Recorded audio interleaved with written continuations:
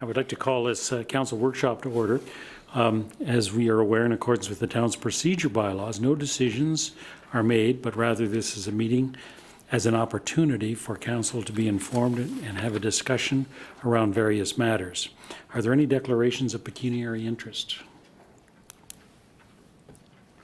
Being none, then I'll turn this over to our clerk. Great. Good evening, Mr. Mayor, members of council, and staff.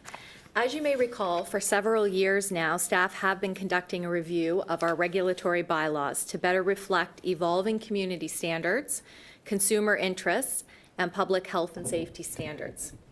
Tonight, staff will provide council with a presentation regarding the regulatory review, including proposed amendments to the property standards bylaw, noise bylaw, and sign bylaw, and recommending a new standalone election sign bylaw and clean yards bylaw. Leslie Long, the supervisor of bylaws, will present on the property standards, clean yards, and noise bylaws. Jeff McIntosh, municipal enforcement officer, will present on the sign bylaw, and Kieran Sani, deputy town clerk, will present on the election sign bylaw. After each bylaw is presented, the mayor will provide an opportunity for questions and feedback before moving on to the next presentation. We appreciate that there is a lot of information being presented tonight, and to assist, we have provided council with the draft bylaws, which have been color-coded to reflect amended sections in yellow highlight and new sections in green highlight. The standalone Clean Yards bylaw, we didn't provide an update on that one because it's a brand-new bylaw. We look forward to answering your questions and obtaining your feedback. And before we get started, I would like to thank our staff for their extensive time commitment and dedication to this review. Also, there are many advisory committee members who provided input into this review, in addition to the members of the public who took time to either complete a survey or attend the public information sessions. Again, we thank you. Thank you. So let's start with item number 1 then, Leslie. Now, given that we have, I think, 4 or 5 bylaws, what we should do then is provide for, say, 10 or 15 minutes for questions, and then we can move on to the next one. And I'd encourage council to connect with staff between now and when the reports are in, if there's any further areas of clarification. So we'll start with Leslie. Good evening, Mr. Mayor and members of council. Oh, we've got to get you on the mic there, Leslie. There you go. Oh. Start again. Yep. Good evening, No, Mr. Mayor and members of council. Thank you for allowing us to present the following bylaws. We still don't have, She's on. It doesn't go in there. okay. Her mic's on. The property Okay, we've got you. The property standards bylaw, the clean yards bylaw, the noise bylaw, the sign bylaw, and an election sign bylaw. Comprehensive review was last done for the property standards bylaw in 1999.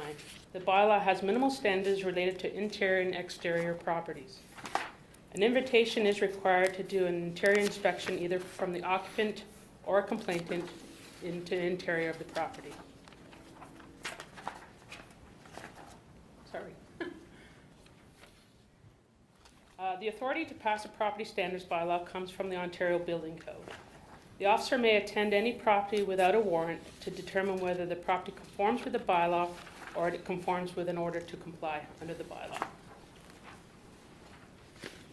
The scope of the review included definitions, updating the yard maintenance, vacant properties, certificate of compliance, and enforcement. Our new section will include mold and the heritage buildings.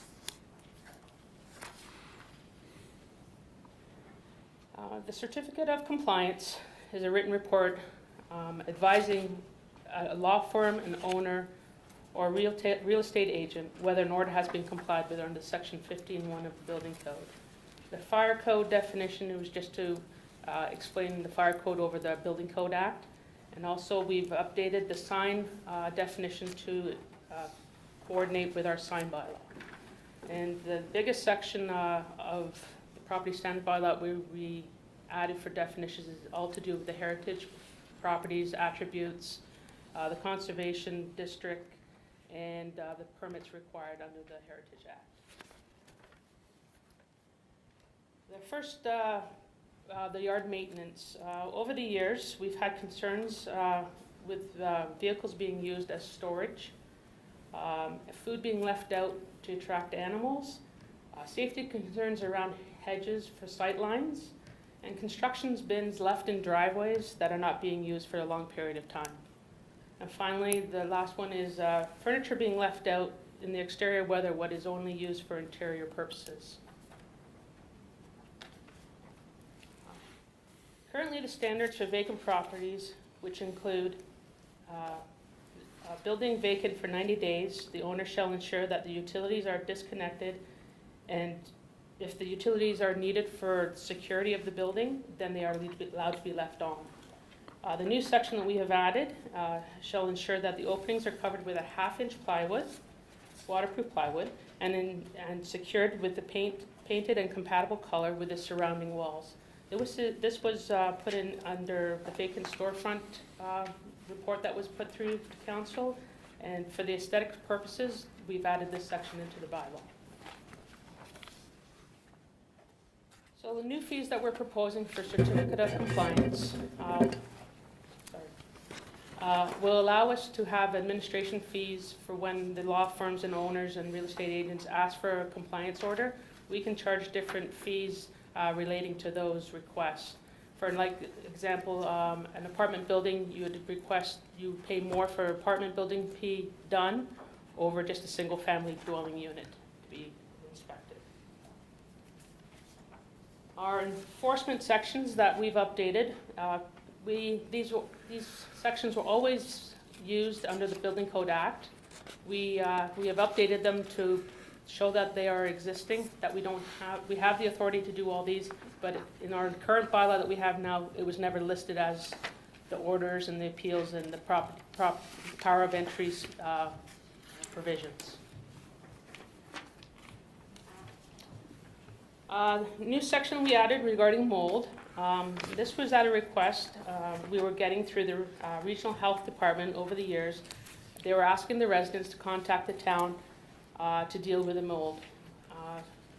Currently, we did not have any sections to allow us to help the residents with mold, so we've added this section to assist with these matters. The heritage sections. In 2005, amendments to the Ontario Heritage Act allowed municipalities with property standard bylaws to incorporate minimum standards and maintenance of heritage attributes as it related to properties designated under Part 4 and 5 of the Heritage Act. In 2014, Council approved a recommendation from the Heritage Committee to prevent the demolition of heritage properties by neglect be considered.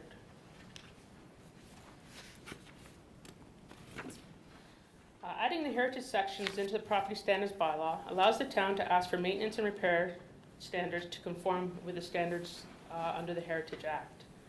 Also, the heritage building designation under Part 4 and 5 of the Act would need council's approval if somebody would be requesting a demolition on a building. The offenses under the Ontario Heritage Act, upon a conviction, they are liable to $50,000 or an imprisonment up to 1 year, and an incorporation is up to $250,000. If a property owner demolished a building without consent, they could be liable to $1 million under the Ontario Heritage Act. Our next steps for the property standards bylaw were presented as follows to the Committee of the Whole on November 6th and to Council on November 17th. And any questions and feedback about this? Okay, I have a number of people in the queue. Councillor Vague, then Councillor Quapis, and then Regional Councillor. We get you. Thank you. Okay, there we Thank go. you very much for that presentation. I just have a couple of very quick questions. You mentioned power of entry, and people will be very sensitive about that. They're not even too sure what that means. Can you just take a moment to describe the process and provide some examples of when bylaw officers will enter private property? Under the property standards bylaw, the officer is allowed to enter a property at any time. It's different from the municipal act bylaws that are passed. Our authority comes under the Building Code Act, which is different authority, which we are allowed to at any time enter onto a property if we believe that there is a violation of the property standards bylaw. So for example, we got concerns regarding At this point, I'm going to use derelict vehicles or long grass. We can go in and investigate and then put the order on the property itself. Oh, okay. So if somebody's having a backyard party, it's not the first thing you do? Backyard party would be dealt under a different bylaw. No, what I would mean is, I guess people are concerned about what the process would be for you to, to. Our process, no matter what, we always try to knock on the door first to see if the resident is home. If they're not home, and if it's an emergency, we will enter onto the property. We will leave our identification saying what we were there for, and then proceed with our inspection if we can get into the yard. Okay. In the bylaw or somewhere else perhaps, is there something that describes the process? It's in our policies and procedures, how we deal with it. In the actual building code is where the section comes through that we have the authority to go on the property. Okay. My second question, that has to do with, and you did mention it, people either because they're absentee landlords or perhaps they're renting and the landlord's responsible, but the grass is growing high in the weeds, et cetera. We know, like all members of council, we're dealing with lots of these types of complaints. One of the frustrations people have is, and you mentioned it here, that once you go, you give people, I believe, 3 weeks to rectify, and which is a long time because it took, people are usually pretty patient and let things get pretty out of hand before they contact us. And you mentioned you're going to shorten that time. Not under the property standards bylaw. We have to go by those guidelines because it's in the Building Code Act. Right. However, the next bylaw that I'm going to be talking about, the Clean Yards bylaw, allows us for a faster process, and it will be dealing with the long grasses. Okay, so I'll wait till you come to that. Thank you. Thank you. Councillor Quapis. Great presentation. Just a few questions. On page 7 within your actual bylaw, section 14 II. In here, you're mentioning different types of driveways being used. However, with the current bylaws that we have with the water going through certain sections and so on, there's driveways that are being made with different type of meshes or even plastics or resin in order to let water through. This portion doesn't look like it's been updated because you only have a few different portions there. Is there something that you're thinking of maybe updating in order to accommodate the porous surface being friendly with driveways and so on? Through you, Mr. Mayor, Right. we haven't looked at that section. It hasn't been brought as a concern to us. However, we can look into seeing whether different materials need to be added into that section to go with the current standards that are happening. Perfect, thank you. There's a couple of other questions that I have. On section 6.3, you mentioned the yard being graded and cultivated, so it's suitable ground cover. In a situation where you have, let's say, a neighbor that has different grades and so on, and all of a sudden the water starts coming down to neighbor's property next door, and we had situations like that. Is there, and it floods their basement. Does this actually focus on that type of a situation as well? This bylaw does, and there's a few sections that we'd probably look at. Roof drainage, there's a section in here regarding roof drainage, and so we would look at probably that section that you've pointed out plus the roof drainage, and after the inspection is done, we would look to see whether if it's in compliance or not in compliance with this bylaw. Perfect, thank you. And the last part, and that's similar to Councillor Vey's concern, in section 58.1, which is page 28, you mentioned that the property standards officer may enter the property. When we talked about entering properties in the past, it was always outside, where they don't need to have a search warrant, and obviously they don't go inside. However, in this section, it says that to determine standards prescribed in this bylaw. Now, a lot of these bylaws are internal, inside the premises.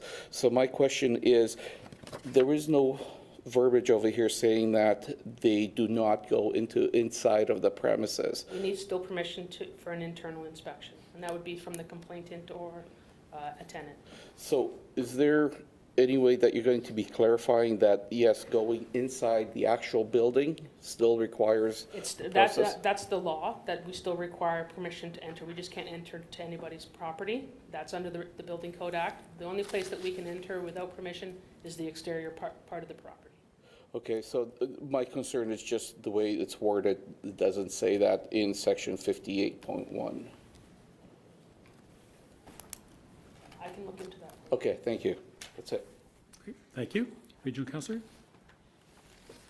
Thanks. Leslie, on page 9, exterior lighting and supports. Am I reading that right, or is that meant to, and I'm missing something earlier that means that's referring to non-residential properties, or is that, That's both.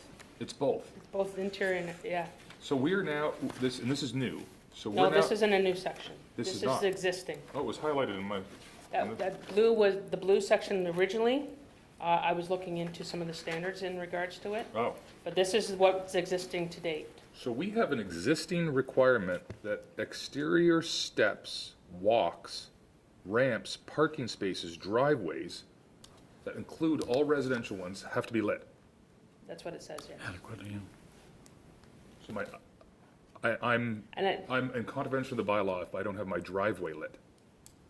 We can look in, that's why I had the blue around it, because I Yeah. was still concerned It seems regarding a that, little- so Yeah. that's one section I still will look into for Okay, you. thank you. Yeah, you know, I don't want to, I don't know, you don't want to create a standard. No. that nobody's going to meet and nobody is. So, I okay. can put a clause in regarding that. Okay, super. Page 27, and this is the heritage one, which I was Okay. quite interested in. I'm really glad to see some of the work that you've done here. So the first piece, and I thought, it seems like I might have heard something a little bit different earlier where you said something about they need to turn utilities off. Only they can, if it's for the safety and security of the property, they have to leave them on. Under the heritage portion. Right. Does not comply, because I think at all times that there's a security for the interior of the property to be maintained, so it doesn't deteriorate. So it'd be a very unlikely circumstance where we wouldn't be enforcing the need for somebody to keep the heat and stuff. We would be doing that. Yes. Because I can't. They need to keep the interior as well as the exterior. As Yeah, the that's heritage fantastic. attributes must be, yes, So that's, I mean, we have examples right now where that's not the case, and we will now be able to. go out, yes. Will we be able to do that for a current? If there's we no- haven't done anything on the property and we haven't sent any orders, yes, we can go ahead under the new regulations. If we haven't sent any order, okay, I'm not sure so they'll have to do heating and lighting, I think, too, right? Correct. Okay. And then they have to post some no trespassing signs and have a phone number there as well, I believe, for the section. The one question I was gonna ask about, and it might be a legal opinion, but 55.2, if in the opinion of the officer, there is doubt as to the structural condition and adequacy of a building or structure or parts thereof, the officer, excuse me, may order that such building or structure or parts thereof be examined by a professional engineer, licensed practitioner, member of the Canadian Association, et cetera. And the written report submitted to the officer, which report will include drawings for any recommended remedial, et cetera. Do we have the authority to, instead of doing that, to charge a fee and have a consultant on retainer that the town would access? I think it's pretty obvious where I'm going with this, but I don't mean to be overly cynical, but I suspect that most people, particularly larger developers, et cetera, can retain a consultant and get a report. I mean, I know they're bound by standards and engineers, but that might be more lenient than otherwise had we commissioned it. Is that something we can at least explore in the interim as to whether we have the authority to Leslie, delegate to charge a fee and then get our own report? Or Esther? So through you, Mr. Mayor, thank you very much for the question. We can look into that. We do, I mean, generally under the Building Code Act, if there is something that requires some expertise to examine, then we do have the authority to retain whatever that expert may be to determine structural integrity of a building. So I think the same rationale applies to this bylaw, but we'll confirm that and let you know. I would, yeah, I'll be honest, I think this is actually crucial to this section. I think this is maybe one of the most important pieces, and I think having ourselves conduct that would be, if we are able to, would be very important. And yeah, I think, you know, it's very unique. I mean, having people provide reports to us for different things through, you know, development process and building reports, and here's this report, that report, I get it. But for something as sensitive as somebody saying, I've got a report that says this heritage building's in bad shape and I can now start to move my case forward to tear it down, I think would probably, I suspect, end up getting our own opinion anyway. But why not just start with our own opinion? And so that I we're know I not did put in dueling the opinions? part about the heritage, they had to be a member of the heritage Yeah. professionals. Yeah, that is good too, yes. So if we can't, then at least we have that That part true, there. yep. Anyway, I think this is yeah, so if we can explore that idea, and otherwise, I think this is a big step forward, and I think just, you know, keeping the place maintained and lights and heating and things like that is a big step forward, and I mean, we're never gonna completely solve this challenge, but this is great, so thank you. Would an additional approach, or would we require it in the bylaw to say peer review the engineer's report? Is that another option? I You can think look into that's that, just- yeah. the reason, I mean, yeah, if we can't do the other, but but then you're in then all of a sudden it's dueling reports. Now you've got yours, now we've got ours, whereas if we can just start with the standard, that ours is the standard, I think it's a bit less, but if we can't, then maybe that's an option. Okay. Good. Any other questions? Councillor Twinney and then Councillor Bazance. Thank you. I'm just looking at Schedule A, prohibitions by time and place. Is this on the, are these ones that were on properties, yeah, on the property standards? I think bylaw That's the number, noise. with regards to snow removal, et cetera. That's the noise bylaw. That's That's it? the noise Okay, bylaw, I'll leave yeah. it then for now. Councillor Bazance and then Councillor Kerwin. Thank you very much, Leslie. Just was curious about time frame, and specifically in section 59, when we talk about order, and then 60, talking about the appeals. Because one of the concerns, I think, is that usually neighbors will put up with something for so long, and then they say, you know, it's not changing, they're not doing anything to clear up the debris or the bin in the driveway or whatever. And I was just curious as to what would be a standard amount of time that we would give a resident time to remedy once they've received an order. And then we talk about giving them 14 days to appeal something to the Property Standards Committee. Then how long does the committee have to deliberate on something? And then when they reach a decision, it goes back to the resident to comply. So how long are we talking, and is there a general practice sometimes to put in more specific timeframes so people know, as opposed to just the officer will indicate a time? On the order, that's where we put our dates and times when people have to comply with. The standard is we have to give the 3 weeks' notice plus a 5-day mailing. That's standard in the Building Code Act. They do have a date, 14 days to appeal that order. There's a time in the order where we give them that, by that date, they have to appeal the order. For us to set up the committee, it could take a couple of weeks, and then the committee would review if they appeal the order. However, there are some times where we put a longer time period for people to comply with the order because the extent of work that they have to do to their property. So the minimum is the 3 weeks. However, we can, due to the circumstances, allow it to go longer than that. And those are all stipulated in the order when they receive it. So, but our standard is, the minimum is the 3 weeks plus the 5-day mailing. Okay, so a good opportunity for the person who's trying to remedy, or will hopefully remedy something, but for the neighbors who have put up with something for 6 months already, that's perhaps not such a... And that's why we've created the next bylaw, Clean Yards bylaw, to deal with some of the issues that we do deal with right now through property standards, which will allow us a more efficient way of dealing with those issues. Okay. Like the cutting of the grasses and Right, derelict right. vehicles in the yards. Okay, It will so, allow us to do a really quicker way of dealing with those. okay, so we'll be addressing that next. Yes. Okay, thank you. You're welcome. Thank you. Councillor Kerwin. Yes, thank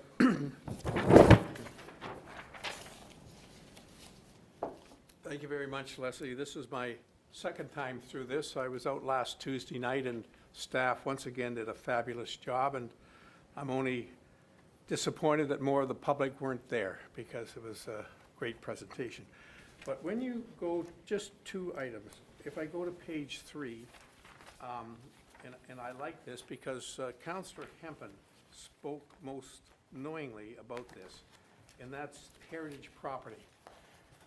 And there, in my mind, there are 2 classifications, and you have captured this with the green. One is the houses that are plaqued, and there are almost 500 within the town of Newmarket. And then there are the ones that are designated under the Ontario Heritage Act, and they're different because they can apply for grants when they go for renovation, and also a discount on their property tax. So now it all falls under one, is that correct?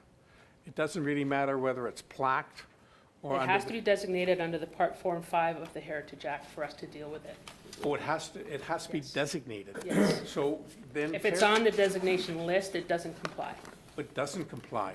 Doesn't apply. So that's the difference. Yes. Boy, so they don't comply. The 500 don't comply. Well, if there are still, they could be designated under Part 4 and 5, then yes. But most of them have just been plaqued, and the owners there have not gone through the designation under the Ontario Heritage Act. That's, So then this bylaw would not comply to them. so that would not comply. Apply. So Bylaw would not then, apply, yeah. if I have only a plaqued house, what protects that house from me demolishing it? It'd go through the process at the town, through the building department. Only through the building department, not through the Heritage Committee? I'm sure the Heritage Committee could speak to it, but Okay. I don't believe I don't believe it goes to council for approval. Would you look into the process, Yep. Leslie? I think that's crucial, and I think it's what Tom Hempen would really want. I know the process. Oh, you know the process? And maybe I could have the clerk just clarify the process, and then we can have Councillor Hempen. Yeah, I was just going to comment that there is a process for the properties that are listed, which are not designated. And if they're on the list, I do believe if somebody does want to do something with the building, they're flagged at the building department, and then comments are, or it's sent down to the Heritage Committee for comment, and a recommendation would be brought forward to council with regards to whether to move forward with a designation. Could we get a copy of that? I think it would behoove every member of council to have that within this package. And I know Councillor Hempen knows it like the back of his hand, because he spoke knowingly about that, and he sits on that and has for many years, so he knows that. That's great then, but if we could get a copy of it, and then I will include that in my package, because I think it's important for all of us to know, but I think it's most importantly, because there are 500 plaqued houses within the town of Newmarket, I think it's very important that the real estate industry knows that once a house is plaqued, it differs from just getting a demolition permit. It has to go through a process involving the Heritage Committee and involving council. I think that's an important part of information. And just one other a moot point, just the spelling of aesthetics. I believe it's spelled AESTHETICS, which would mean different from the other. So I think it's important to clarify that spelling because the interpretation could be different, okay? That's all, Mr. Mayor. Thank you so much. Thank you. Councillor Hempen. Thank you, Mr. Mayor. Okay, right? The red light is on. Yeah, thank you, Mr. Mayor. Shelley, or Leslie, I wanted to say thank you. At a special meeting of Heritage, you came forward with your expertise and your knowledge and went over the proposed new bylaw. And after explaining to a number of committee members and myself, I think everyone was satisfied and pleased, and I want to thank you for coming out to that meeting and explaining everything and putting in some good things in place to protect our heritage properties. Great. Thank you. It's time for us to move on to the next section then. Who will be presenting that? It's the Clean Yards Bylaw. Is that you, That's me Leslie? again. All right. So, This is a brand-new bylaw. It's allowing us for quicker enforcement related to the following areas. Property maintenance, derelict vehicles, composting, graffiti, firewood storage, standing water, and boulevard maintenance. The standalone bylaw will allow us to address concerns related to health and safety and non-structural in a more timely manner. This will help us deal with the increasing properties related to abandoned properties, which will allow us a more efficient way of dealing with these issues.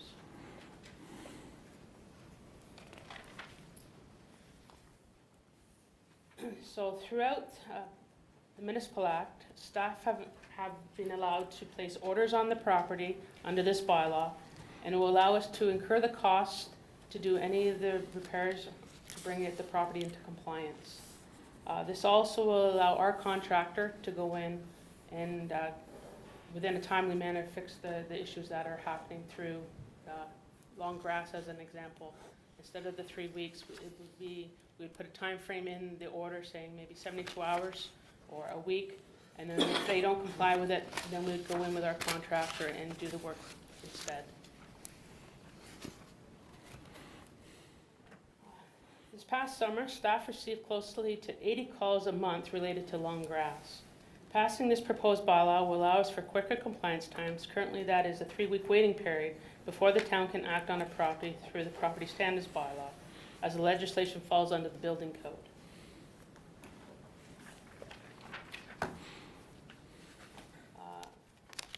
At our public information center that was held on October 11th, we had eight residents attend, along with one of our members from one of the Appeals and Property Standards Committee, which gave their approval for what we were trying to do with passing this bylaw. We had a few concerns with the open lids on the composters was one of the concerns. Heavy undergrowth wasn't defined in the bylaw, and making sure that the height restrictions on our boulevard treatment aligns with our policy that we have in place today, and making sure that the height doesn't go too high for health and safety reasons. So the next steps for the Clean Yards bylaw will be presented at our committee of the whole on November 6th, and then to council again on November 17th. However, with the feedback that if we receive today through this workshop, and if amendments need to be done, we will have an addendum agenda for the committee of the whole on Thursday, November 2nd, 2017. And again, if any questions and feedbacks regarding this bylaw. I have Councillor Broom and then Councillor Quappies. Councillor Broom? Thank you very much, Leslie, for the presentation. I can't help but notice the smiling. Your department is probably quite excited about this particular bylaw, I'm sure. 80 requests a month for tall grass is pretty excessive.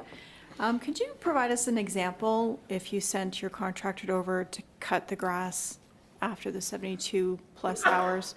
What kind of a bill or fine would the resident receive at that point? It all depends on the cost of the contractor would charge the municipality, and everyone's different because of the size of the property. So will they On know? average, it could be about $150. So what would the process be? 72 hours go by, you've warned the resident, they haven't done anything, what happens next? We would we'd call the contractor, the next day he would go in and cut the property. Would they know what the fine is before or No, find out they'll after? get an invoice through our finance department, advising them that if the bill is not paid by a certain amount of time, then it would proceed into the tax roll. Nice. Okay. Thank you very much. You're welcome. Thank you. Councillor Quappies. Great, thank you. I think we've been all waiting for this bylaw for a long time. I do need a little bit of a clarification, though. On page 5, the area, it's actually under firewood, which is 5.0, specifically 5.2. It talks about 15% of the total area, yard area, to be able to put firewood. I'm just trying to understand that. So as an example, and I don't know if I'm thinking this the right way, as an example, if somebody has, let's say, 100 feet by 100 feet, they'd be able to have 15 feet by 15 foot amount of firewood in the yard. Am I correct? Yeah, 15% of the total area of that Okay. yard, yes. So the question here is that, how fair would that be for areas where somebody does still have a fireplace in their home, however, they might have a very small yard, not necessarily be able to go through the whole winter with their small yard, and how would that affect their ability to have firewood, or vice versa? Somebody has a very large yard and all of a sudden it's a huge amount of firewood on there. And I think we know, a few examples of that. I think the one that I know of in the town, I believe it does not have a fireplace in it, so this section, if they were storing firewood, would not be allowed to store firewood anymore on that property. I guess there's other means where you can store firewood on your property, if you do have a small, like in your garage, if you can, to keep it dry as well. I think that's a key.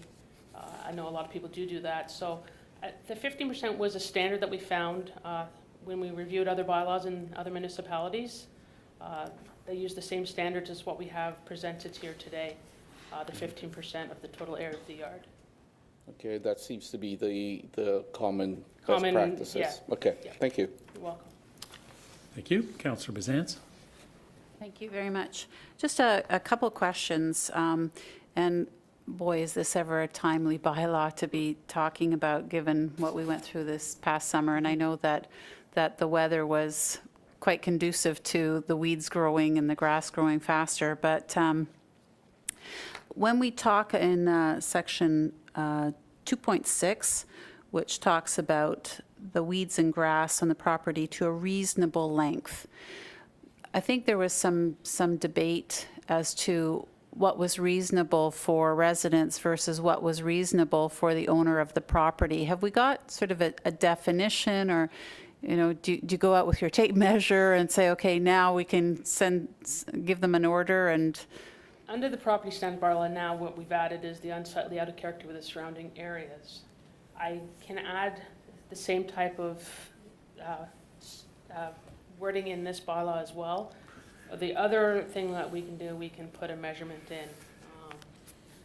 Some municipalities do, some don't. And it's usually between 10 and 12 inches is what the common growth is for height for grass. When it gets to a point, that's when they proceed. So that's something we can look into. yeah. If council's wanting to put a measurement in, we can look into that.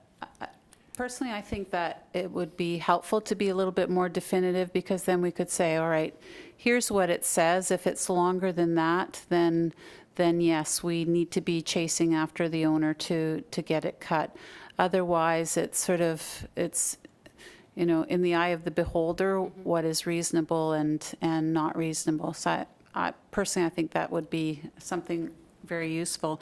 The other question I had was in the definition of utility trailer. And I know that we had a lot of discussion about a year or so ago when we were talking about trailers.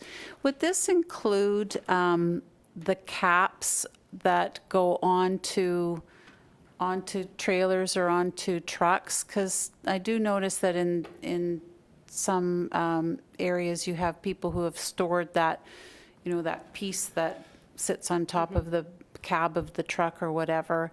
So that would include that? That we would probably go under more the zoning bylaw with the new regulations under the zoning bylaw that we changed in 2015, I believe. So the storage of those would probably fall more under the zoning bylaw for going to proceed with those. For sure, it would be zoning. This is if it was dilapidated or something to that effect, it wasn't running it, like if it wasn't roadworthy, then I think we'd use our clean yards bylaw. Okay. The difference So between the I'm not talking about the things that have wheels on them, but just the two. The cap. stand caps that Yeah, usually go on top of the Yeah. pickup truck. yeah. Okay, thank you. You're welcome. Okay, Councillor Kerwin. Thank you. Once again, this is a brand-new bylaw, and it's a relief to all of us, to be perfectly honest about it. I think all of us this summer had difficulty with property standards, and this will be a relief and a blessing to our residents, so thank you very much. I just have two questions. One with regard to boulevards, because I do have an actual house on Gorham. The grass on the property isn't cut. but on the boulevard, it isn't either, which is our property. Whose responsibility is it to cut the boulevard? Under the new bylaw, we're putting it on the resident. Pardon? Under this bylaw, we're putting the ownership on the resident to cut and maintain.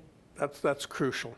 That's really crucial, Leslie, and I thank you, because then it'll be standard throughout, and everyone will be having to maintain the boulevard, which makes our town really attractive. The second one, and always it is with the noxious weed. And the dandelion is not a noxious weed, okay? I just want that quite clear. That's all. Thank you so much. You're welcome. Thank you. Great. Well done, Leslie. Our next item is the noise bylaw review, sign bylaw review, and the election sign. So noise bylaw review is next.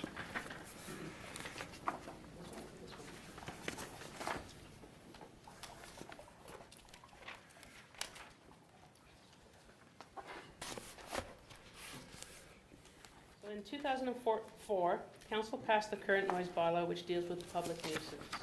In 2015, an online survey and an in-person at the farmer's market, we had a survey that 129 residents participated, 110 was online, and 19 was received at the farmer's market. The highlights from that survey included adding a quiet zone and keeping the time the same for the restrictions on construction noise.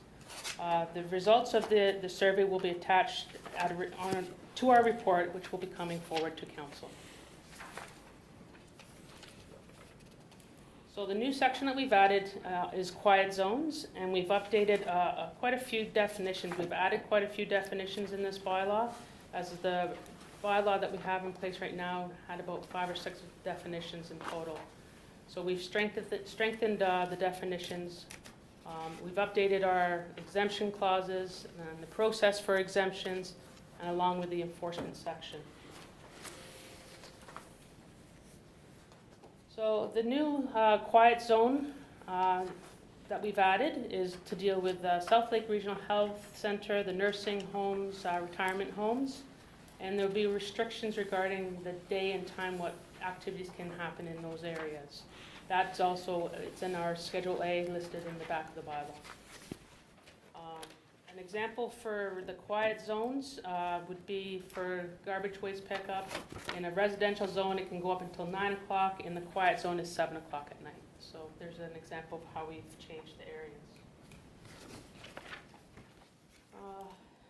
The current bylaw had limited, again, the definitions, which is, it's updated us to allow us for certain type of noise. We've had issues in the past where we've tried to enforce some of the noise issues in town, and because we hadn't had a definition to explain them, we had issues proceeding with those type of issues.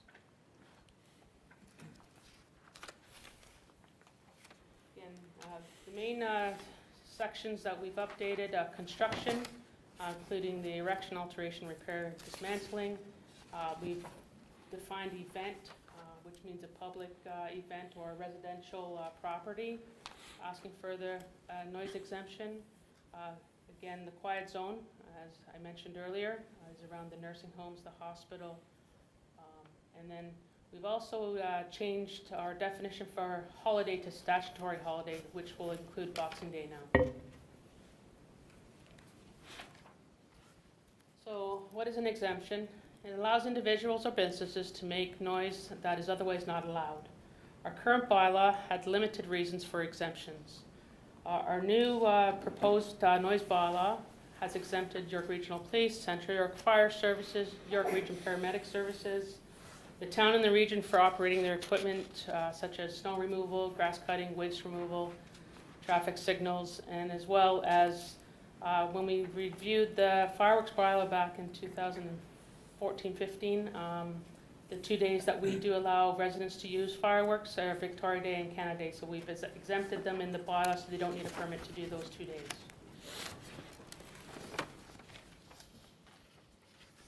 As well as new exemptions will also include any approvals that were approved under the Environmental Protection Act will also be exempt from the bylaw. Again, if they're issued a permit, it will be an exemption from the bylaw. And another one that we've added with concerns that we received last year, snow removal regarding private property, which includes a roadway. So like a condominium that has a roadway going through, they would be exempt from the noise exemption regarding clearing that road to get their residents in and out at a safe manner.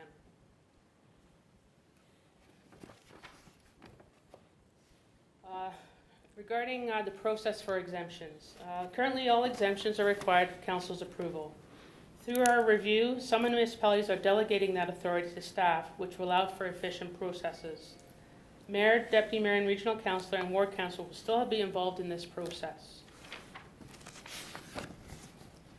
So anything less than 6 months related to a construction or events will be delegated to staff. There will be an appeals process, which will go to our appeals committee if the staff deny that exemption, and then their decision will be final and binding. Exemptions over 6 months will require council's approval. The staff will provide that report to council regarding this request for their decision, and their decision as well as is final and binding. All applications for an exemption through the events or construction is a non-refundable fee proposed of $100. All applicable ward councillors, deputy mayor, regional councillor, and mayor will all be notified of the exemption, and they have 14 days, calendar days regarding that request. If we do not hear anything regarding that request, then we will consider that there is no objections to that permit. An exemption right now, with the approval process, either approval or denied, will take up to about 30 calendar days. So if an exemption is, if an exemption that staff deny, the applicant can go to the appeals committee. There's a non-refundable of $250, and again, their decision is final and binding. And for council, it's the same. There will be a fee. Council will get a recommendation from staff and a report with the application, and council's decision will be final and binding regarding those applications.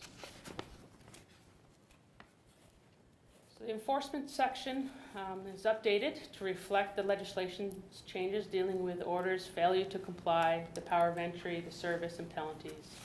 The other thing that we've added is a presumption clause, which will allow the town to place an order on the owner, tenant, or occupant or lessee, whoever has an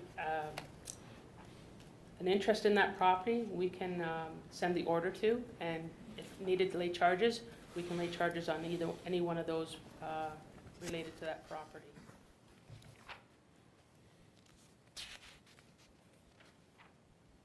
So at our Public Information Center that was held on the 24th, there was a few concerns.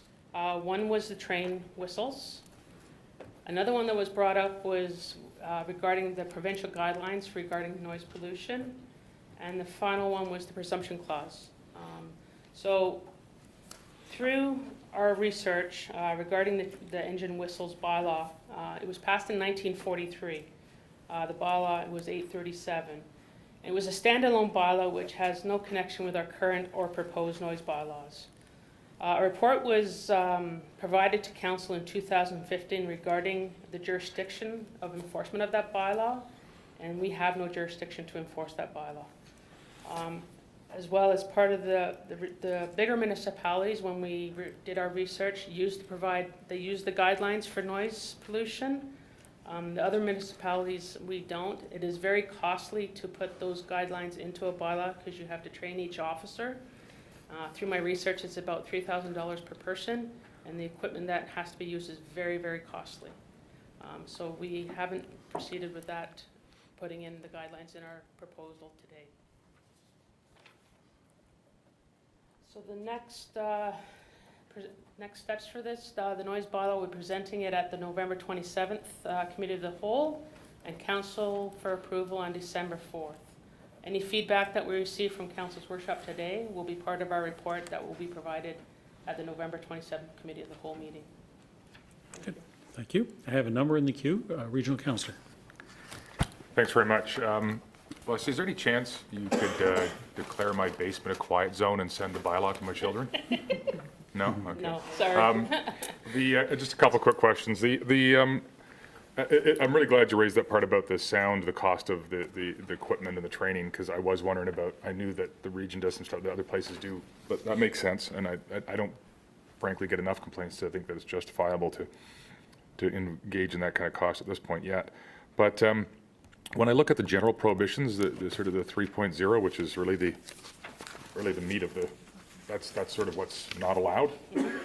When I look at it, all of them, with the exception of G and H, refer to a type of noise, and I know this isn't exhaustive, but it's a type of noise that is not normal for that type of noise. So a motor vehicle that's tires are squealing, a combustion engine without an effective exhaust, an operation of a vehicle, the trailer resulted in banging or clanking, the use of a horn, the operation of air conditioning that's not working properly. But G and H is just the operation of a vehicle, radio, stereo, or the like, with no qualifier like the others. And then H, the operation of radio, television, stereo, or other device, including any amplification device or musical or other sound-producing instrument. The other ones sort of take a noise factor and say, but it's a bit out of control because it's either not working well, or this one has no qualifier, and it sort of screams out at me as one where, well, a lot of people have a stereo or music on outside in the driveway. And I'm going to say the difference between those two is it has to affect the resident of Newmarket. It leaves it open for enforcement that way. If we say you can have your radio from 7 a.m. to 11 p.m. all day long, people will take that literally and allow their radio to play on any level all day Gotcha, long. yeah. So what we did was we left it the way it was originally in the bylaw, because it allows us to say, well, you as the resident, it is affecting, so now we can go after your neighbor for playing the noise and the music from the radio, the television. So what do you say to a resident who calls you and says, your bylaw says they can't operate a radio or stereo, they're doing so, it's down low and it's only been on for half an hour, but your bylaw... If they're willing to go to court to say that it's disturbing them, we would have no choice but to go and proceed with that. So that's a bit of a, I'm It's noticing hard other to get, I towns. know, we've struggled with this too. So, what's that? We've struggled with this section Yeah. as well when we reviewed it. Are we not able to say something that, the operation of a radio or stereo that is deemed, even by staff, to be excessive or lengthy or excessive in either volume or length? Because staff's not always there with hearing the noise. I think that, No, but, or after investigation is deemed to have been, or so, I mean, Okay. I don't know the right way to phrase it, but you can take some time to think about Yep. it, but I think it needs some sort of, Okay. or we're just lining ourselves up, I think, for, and I know it's been like this, and maybe it hasn't been a big problem, I just see these neighbor wars, and where, well, you know better than anybody, that's half of what drives bylaws is neighbor wars, and you're gonna have somebody call up and say, oh, they got their radio on. I don't know, it's something to think about, because Okay. it seems to, the other one I'm really interested in on this one, and I apologize, but where is the section, I've seen it in the presentation where it refers to the exemption request for 6 months or less. Where is that in the document?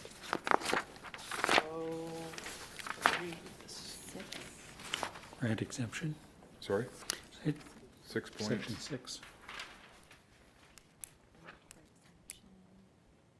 oh, there it is, in, the C, 6.7C? yeah, Yeah, I'm looking specifically that piece on, no, sorry. I'm trying to find the part where it says it's delegated to Council? staff if it's under 6 months. that's back more. I can't find it. So 6.3, the following power and authority is delegated to the supervisor with respect to construction and event. Okay. And then for council, Maybe it's not in here, maybe that's just process, it's not part of the bylaw, because it's in the presentation, right? Yeah, it says the following power and authority is delegated to the supervisor with respect to construction or Yeah, but that's everything. But in the presentation, it says for ones that are 6 months or over, it still requires council approval. 6 months and under, it doesn't. That piece is what I'm interested in, but I can't find it. 612. 6.12. Ah, here we go. Thank you.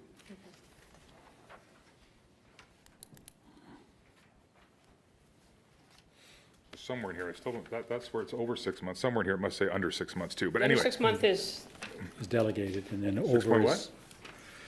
Sorry. Go ahead, Esther. Sorry, 6.5 sub C.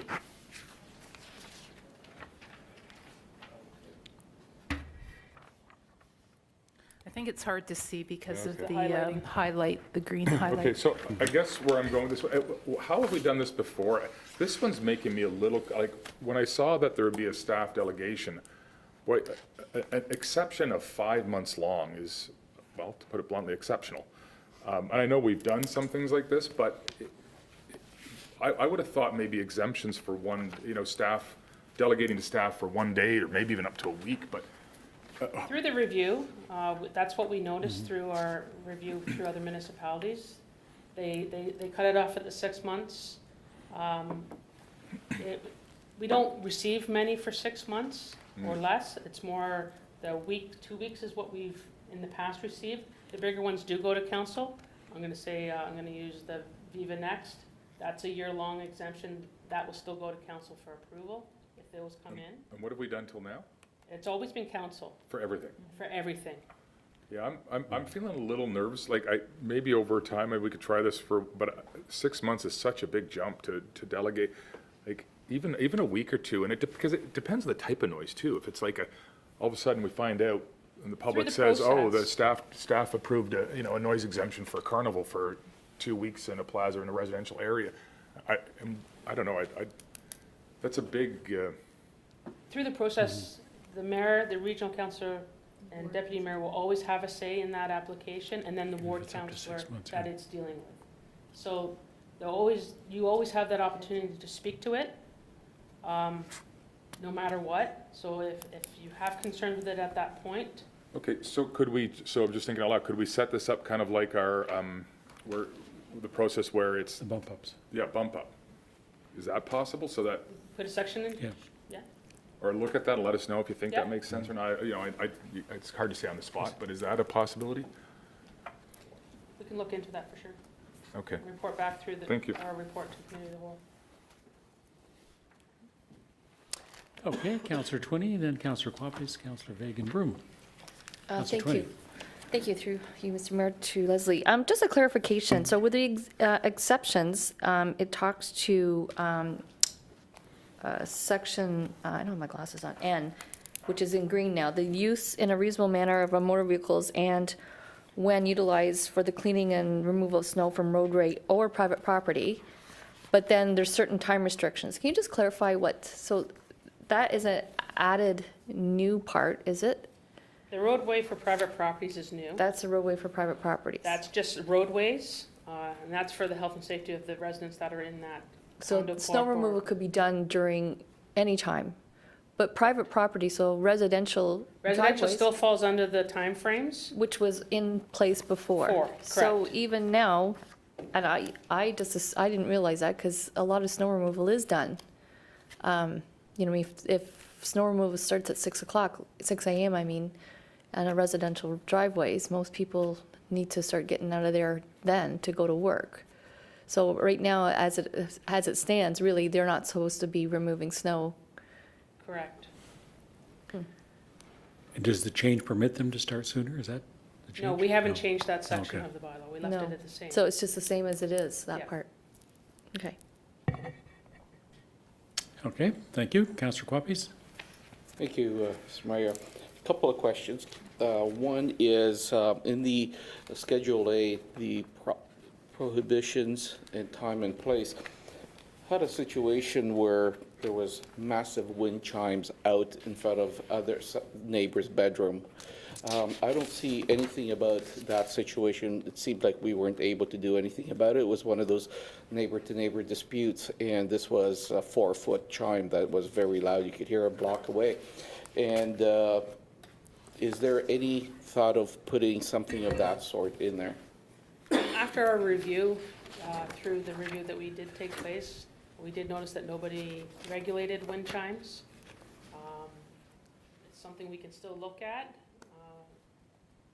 We don't receive many concerns regarding wind chimes. There may be one or two. Yeah, this was Since more of I've- a gong than a wind chime, yes, of Right, course. so I think over the years, we haven't had the concern regarding them. If there was, there may be 2 to 3 since I've been here. So it wasn't something that we looked at changing at this time, but we can certainly, through council's Just to direction. give us a little bit of flexibility, I think it might be worthwhile to look into in these excessive situations that we confronted. The second question I do have is, you mentioned it on slide number 40, or you touched upon it, but I did want to get a little bit more clarification. It is actually section 10.1 on page 10, the rebuttal presumption clause in there. I gave this a lot of thought, and I'm just trying to figure out, in this case, the landlord is on the hook to pay up to $100,000 per day for the tenant's noise, the way I understand it right now. However, the landlord might not necessarily have any power of evicting the tenant or even doing anything about it. So it seems, because of the Landlord-Tenant Act, I'm just trying to figure out where is the sweet spot, or how is it that it could be fair, whereas obviously with lawn bylaws or property bylaws, the landlord can actually do something about it, but with noise bylaw, the landlord really has nothing they can do, even after they go to court. There's really no power that they have, and they're still on the hook of paying a significant amount of fines. So is there any thought being put towards on how to make sure that it's fair to the neighbors, but also fair to the landlord that really, in this case, can't do anything about their tenants? I think through the rebuttal presumption clause that we have put in place, through our prosecution, we've had troubles in the past taking charges to court regarding noise matters, because we had to prove who turned that radio on. If we did not know who turned that radio on, we couldn't proceed with our charges. This clause will allow us, as anybody that's in that house, anybody on title, we can say, you are responsible for that. However, if you can prove otherwise, then the charges won't go forth. It allows us to proceed with a charge. And I'm going to say, from music example, we've tried to lay some charges before where we go in, we get a concern after hours, we're not working, it goes through the police, we get the information from the resident saying it was at 3 o'clock in the morning, the music was blaring. We go to lay the charge, but for us to go forward with it, we had to know who actually turned that radio on.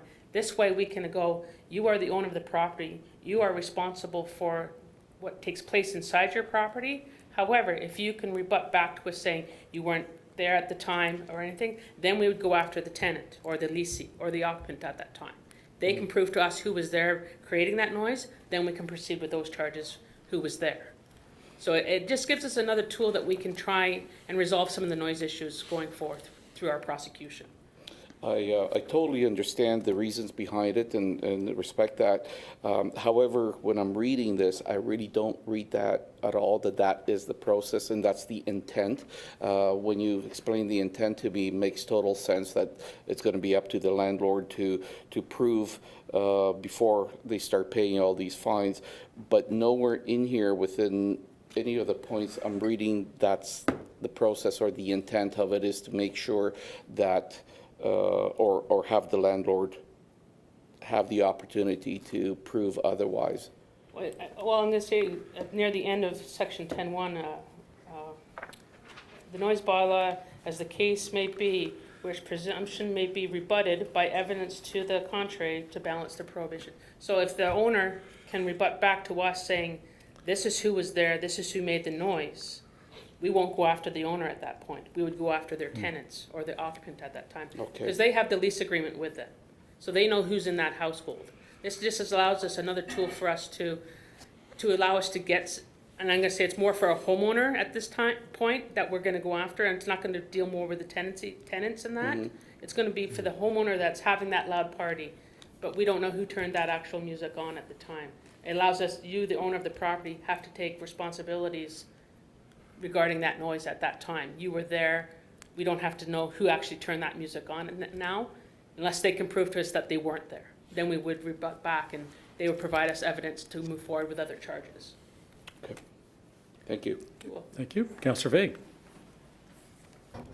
Thank you, Mr. Mayor, and again, Leslie, thank you for you and the team for all the hard work on this. Like all the councillors were in touch with you and the team regularly, and always very, very helpful. So I just want to make that comment. And just another comment I want to make. It's a question, actually, and it's following up a bit on the regional councillor's question regarding music. So you cannot play music, but you're allowed to have yelling, shouting, hooting, whistling, and singing. You know, the reality is, as you know, especially in the summertime, teenagers and families, they have music along with the yelling, shouting, hooting, whistling. I don't know about the whistling part, but even sometimes the singing. So I'm just wondering how you can reconcile that. Like I have had, and as you probably know, I've had people call me and saying at 2 PM, those kids next door and all their friends are so loud. And I said, well, yeah, it's summertime, it's kids and they're loud. I mean, you live in a neighborhood, you don't live way out in the forest. What I can do is I can go back and review some of the other bylaws to see if there's like a period up to 2 hours or something to that effect that we can add. If anybody's used that type of, I'd almost rather have decibels.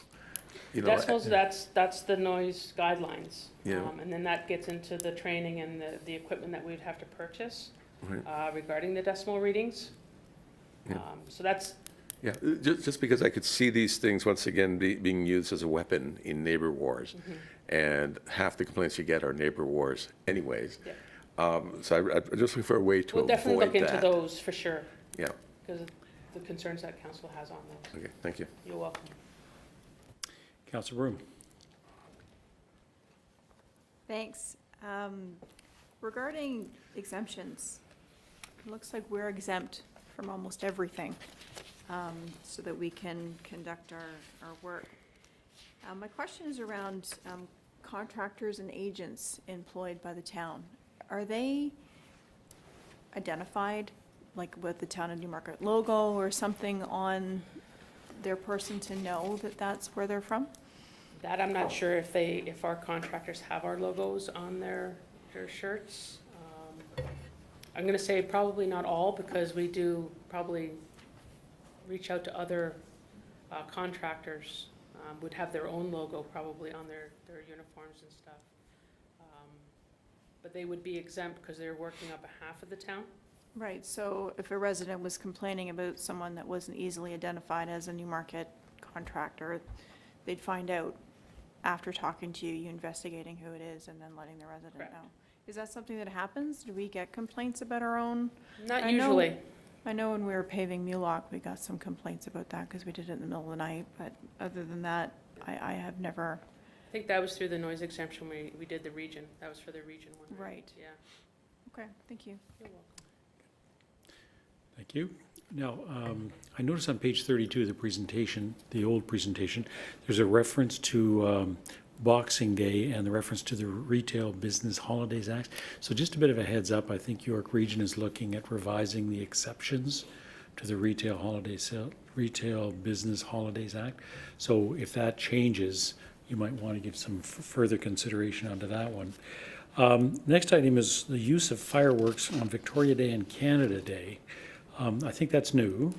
That's because our fireworks bylaw allows residents to use fireworks on those 2 days, so they don't need a permit under the noise bylaw to use the fireworks. Okay, now what about the fire department? Like, what happens if somebody who's very adjacent to my house decides to set off some rockets that Then sprinkle? the fire department you'd be the one to contact. If there's a health and safety regarding that, that would fall under the fireworks bylaw, and that would go to the fire department. So there's a separate bylaw for Yes, that there as is. well? Okay. And we've just recently received different vacations. I think we've received a request where people want to use fireworks to celebrate Diwali. And I'm just wondering if. We are looking any into that consideration as we speak, Good. yes. That's good. Thank you. And the other question is if there's appeals. Now, are we clear about appeals by the applicant who's been denied? Or is there an appeal process by the neighbor for a bylaw that's been approved? Or an The appeals exemption? process is for the applicant that's been denied, And nothing for, nothing Okay. for, so if it's no, or if it's yes, then there's no appeal for the neighbors? Okay, okay. that would be brought up to the appeals committee. They can attend the appeals committee and voice their concerns at that point. Okay, and there is, there was a standard notification that we had Correct. with respect And to it would noise be- exemptions? And that that continues where we require that notification, so that at least people will have a chance Correct. to raise their concerns? Good, thank you. Very informative, thank you very much. I think we, in the absence of any further questions, then we'll move on to the signed bylaw review. I'll hand it over to Jeff.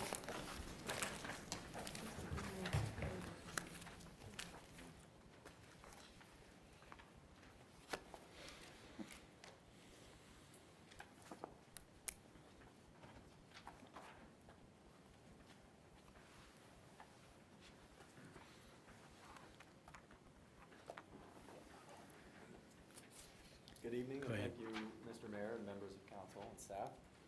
Tonight I'll be going over the proposed changes to the sign bylaw. In 2016, we made significant changes to the sign bylaw. However, additional changes are required. This bylaw applies to all signs or advertising devices within the town of Newmarket on both public and private property. To have an effective and efficient bylaw, all bylaws should be reviewed and updated regularly.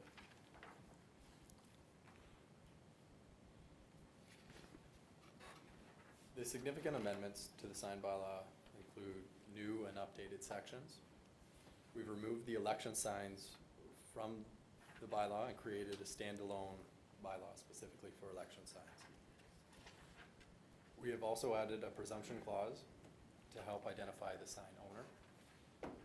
And we have updated definitions, general provisions, application requirements, and other housekeeping amendments.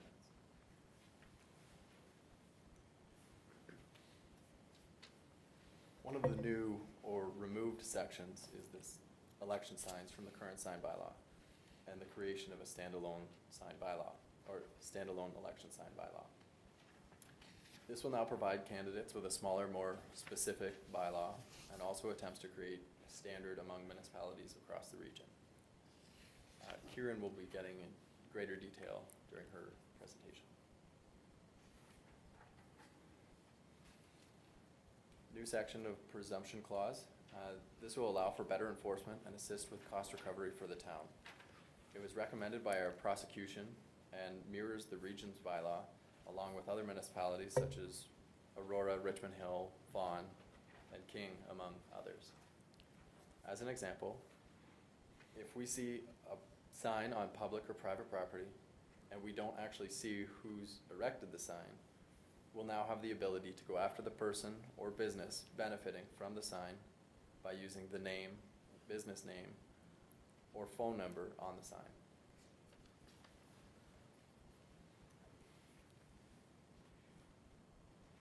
We've included new definition for seasonal businesses.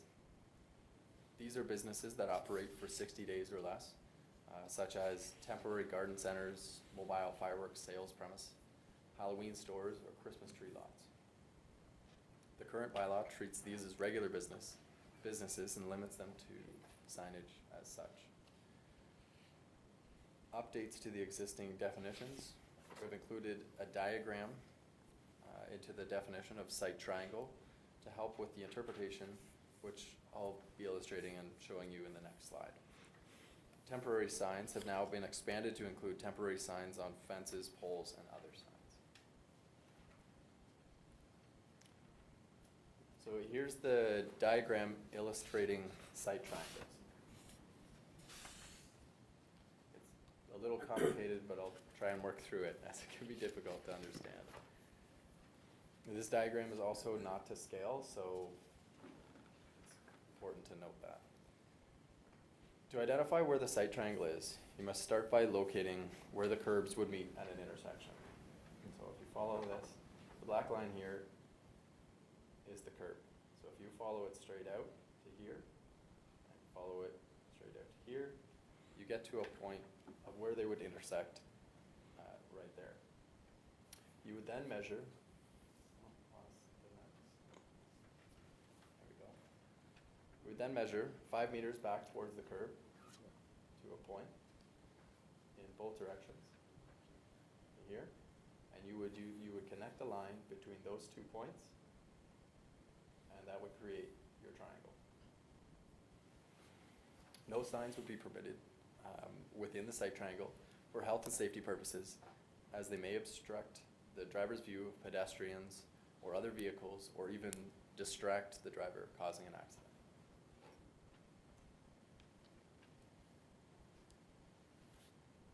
General provisions.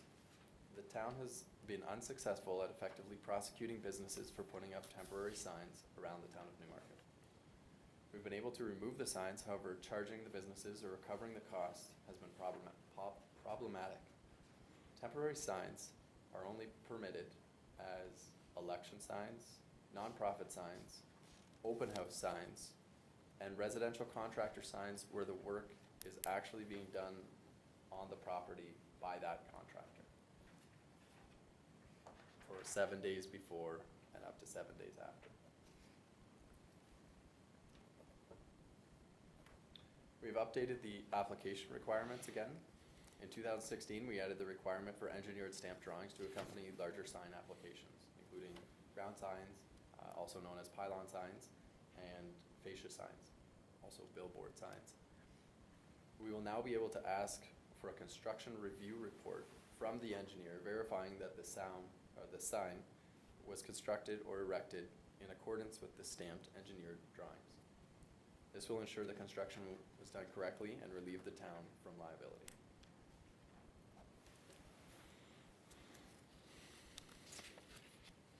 Other housekeeping amendments.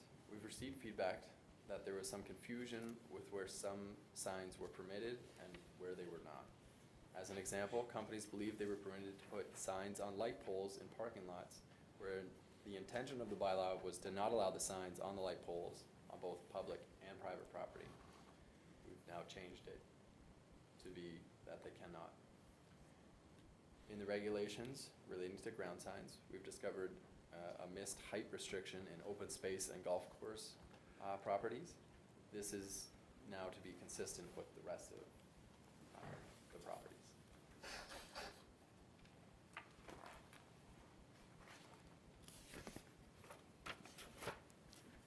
Other housekeeping amendments relate to seasonal businesses. Under the current bylaw, banners are only permitted on the first story of a building and may only be erected once a year for 30 days and would not be permitted on any fences. The changes will now allow banners to be on trailers, sales offices, shipping containers, or a fence 2 times a year for the same amount of time of 30 days per permit.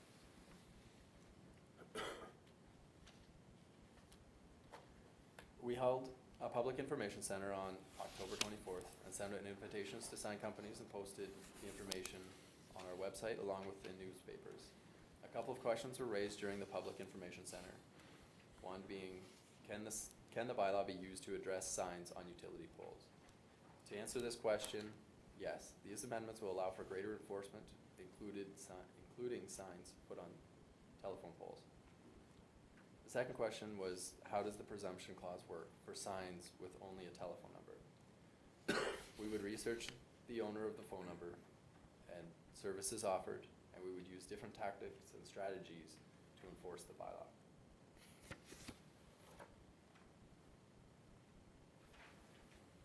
The next steps for this process is the signed bylaw will be presented at Committee of the Whole on November 27th, and then to Council on December 4th. Any feedback will be included as part of this report. Any feedback will be included as part of the report to Committee of the Whole on November 27th. Great, thank you. I have Counselor Twinney, Counselor Quapis, Counselor Vague, Counselor Kerwin, and Counselor Bazance.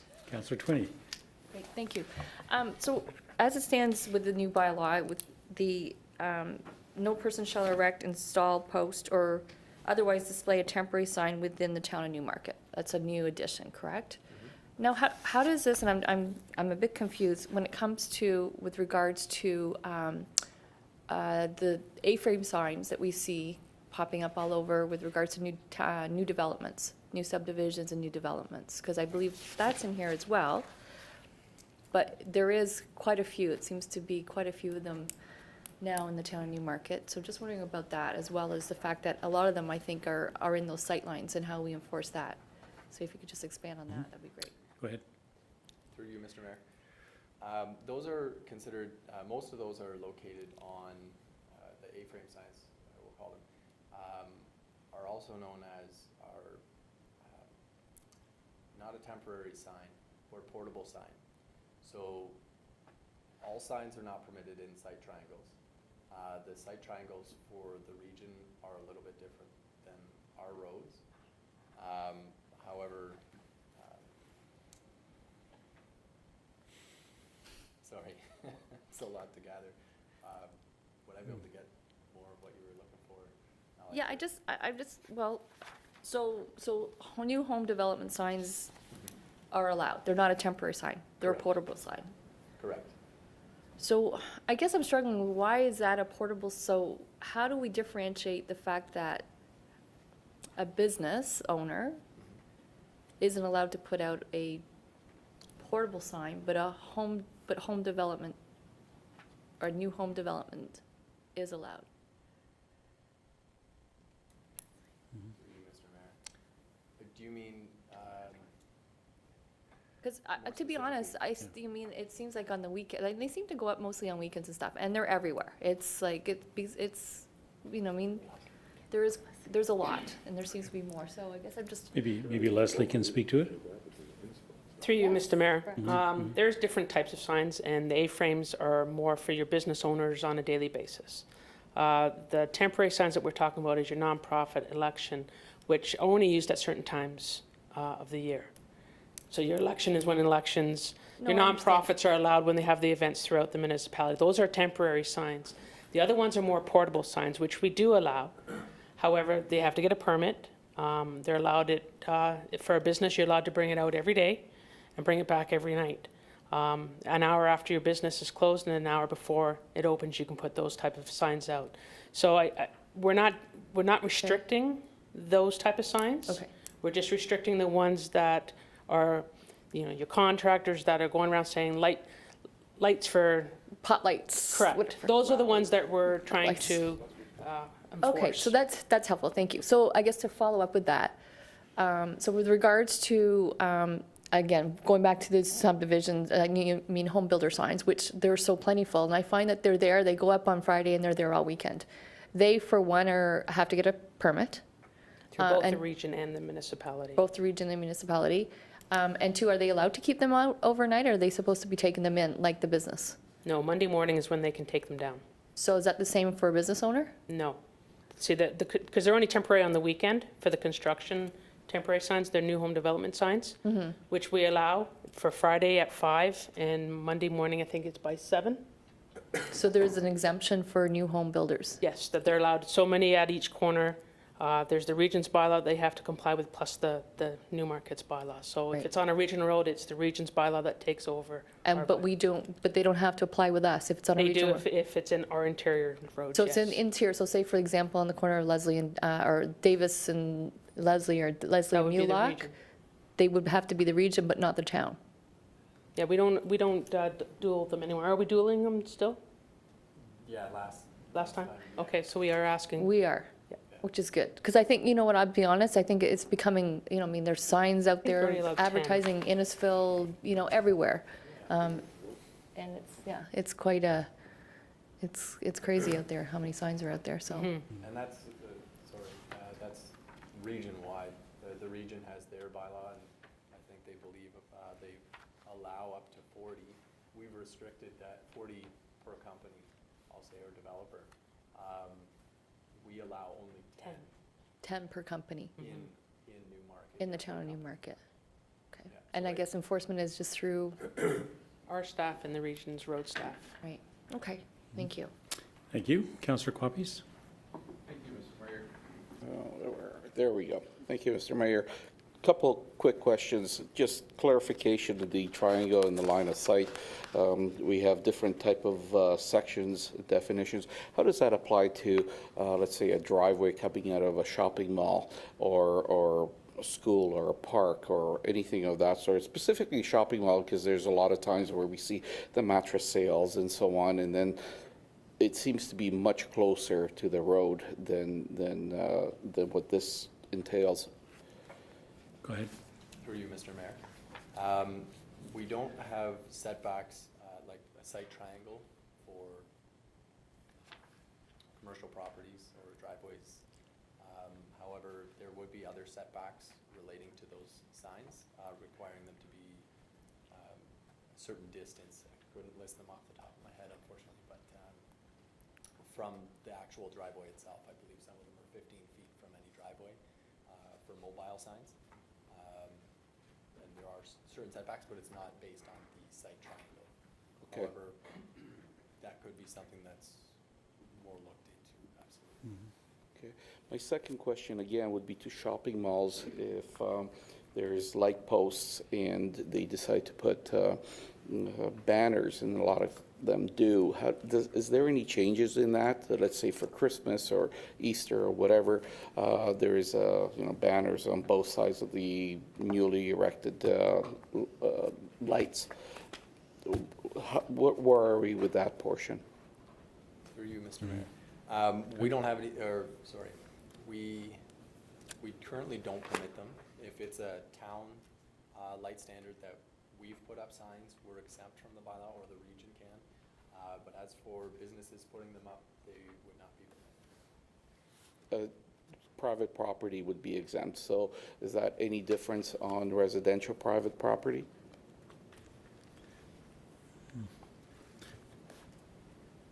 No. It wouldn't be permitted. Now, if it's something that's, I haven't seen too many myself being out there. Maybe less than. Yeah, Leslie? for light standards on private property, I don't think we encounter, if it's our light standard and it's in front of that property, then they wouldn't be allowed to put anything on that post. Regarding the bag signs that you were talking about close to commercial properties, we don't allow them for just a clearance sale or anything to that. It's a temporary sign, and we don't allow those for temporary signs. So that's one that we could remove regarding not allowing it to be there at any time. We don't allow any signs on our property whatsoever. So if it is on our boulevard, then we would remove them right away. Just to clarify, when I mentioned the light posts, obviously there's home-based businesses that are trying to get around certain sign bylaws that we currently have. Therefore, when they do have a light post on their own property, like near the driveway or wherever it is, what I'm trying to figure out if there's something that, or I wouldn't call it a loophole, but is there a way that they would, instead of regular sign that they're not allowed to put up front, would they be able to do a lamppost sign or banner similar to what shopping malls do on a smaller scale, and then they could exempt themselves from this bylaw? Through the bylaw, we do have a section for home-based businesses, and they're only allowed a 2-foot by 2-foot sign. So if they already have a sign saying hairdressing 895 and had their phone number, and they already have that sign, that's the only sign that they would be allowed to have. They wouldn't be allowed to put another sign on their property. Okay, thank you. You're welcome. Thank you. Councillor Vague? Thank you very much, Mr. Mayor, and thank you once again for all the work you've been doing on this. I know we have a lot of complaints about it. I just have a couple of questions. Maybe you can talk just for a moment. We do see those, and I'm sorry to pick on the WOW company because they seem to be a multinational corporation doing absolutely everything under the sun. But WOW, or anyone else, they routinely go and put signs, wherever they want, or on lampposts and things like that. And certainly many people do that.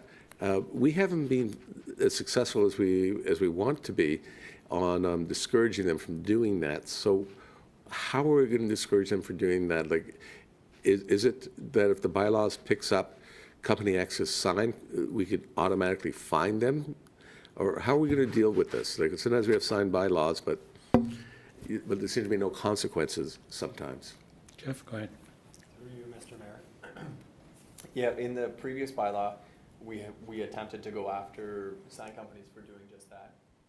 Our prosecutor wasn't comfortable with the way our bylaw was written to go after them through court. We have been able to successfully send out invoices for removal of those signs. This bylaw would, or the amendments to this would allow us to go after them in court for each individual sign. So if you have, 20 in the neighborhood and we go through and remove each one, not only would we be sending a bill for currently $165 per sign, but also taking them to court. We have the ability to take them to court for each individual sign as a separate charge. And is that for the people who define would be the company that's benefiting from the signs, not the company that's putting up the signs? We would be able to go after both if we're unable to catch the person or the company actually putting them up. Sometimes these companies will hire people, a separate company, just to put up these signs. In my experience, they won't give out who that company is. If we can successfully start charging the businesses, I'm sure that they'd also want to give up or indicate who's actually putting up the signs. And maybe, quite possibly, that will deter these signs from continuing to go up. Okay. My second question is, and it has to do with the election signs, and they need to be anchored in the ground, which is a good idea. Why is it that they cannot be put on a fence, though? They're still anchored, but why cannot, some residents, they're mowing their lawn, they say, hey, can you put it on my fence instead? That's probably the next presentation. Okay, We have the sign, okay. the election sign. So I'm Okay, jumping good. ahead there Yep. on our sign bylaws. All righty, Elections. Councillor Kerwin, and then Councillor Bazance.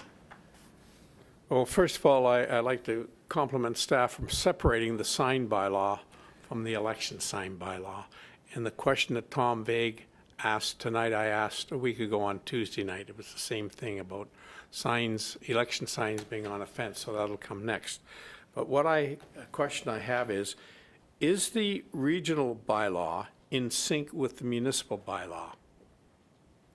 And I'm talking then about mobile phones, or mobile signs. The first question is our bylaw in sync with the regional bylaw? Through you, Mr. Mayor. More specifically, the region doesn't, the only signs the region allows on their property would be election signs, and they would allow the portable A-frame signs that we spoke about earlier regarding home developments. Okay. So yes, we are in line with them regarding those. Now, if you're speaking about other signs, when you speak about mobile signs, those are the large black background, white letters with maybe a color image. Those are not permitted on regional roads. Okay. So, And then who enforces regional roads and who enforces municipal roads? Go ahead, Jeff. currently, we do. You enforce both, okay? Therefore, if there was a large mobile sign that's at the corner of a particular street, and it's been there for a year, we would enforce that. Correct. Excellent, thank you very much. Thank you.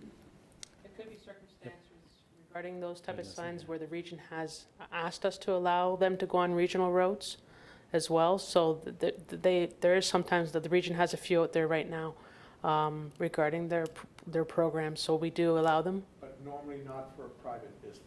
Correct. That'd be, okay, great, thank you. Yeah. Okay, thank you. Councillor Bazance. Thank you, and thanks very much, Jeff.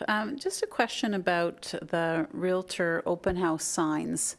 And I see that there's been no change to the bylaw that you're proposing, but it seems to me that there are a lot of realtors who bring their signs out on Saturday, for example, for a open house on Sunday. In many instances, they aren't indicating what the address is. It's just sort of the sign that there's an open house, and I guess you drive around looking to see which house it is. So how are we really monitoring and enforcing what they're doing? Is it, again, just you wait for somebody to complain about it, or like how are we doing that? Do they have to specify these things on their permit to put them out? Jeff? Through you, Mr. Mayor. We don't require a permit for them. Our enforcement is complaint-based. However, if we do see them, we are able to remove them if there's a violation. We don't have to go and send an order or find where the actual property is.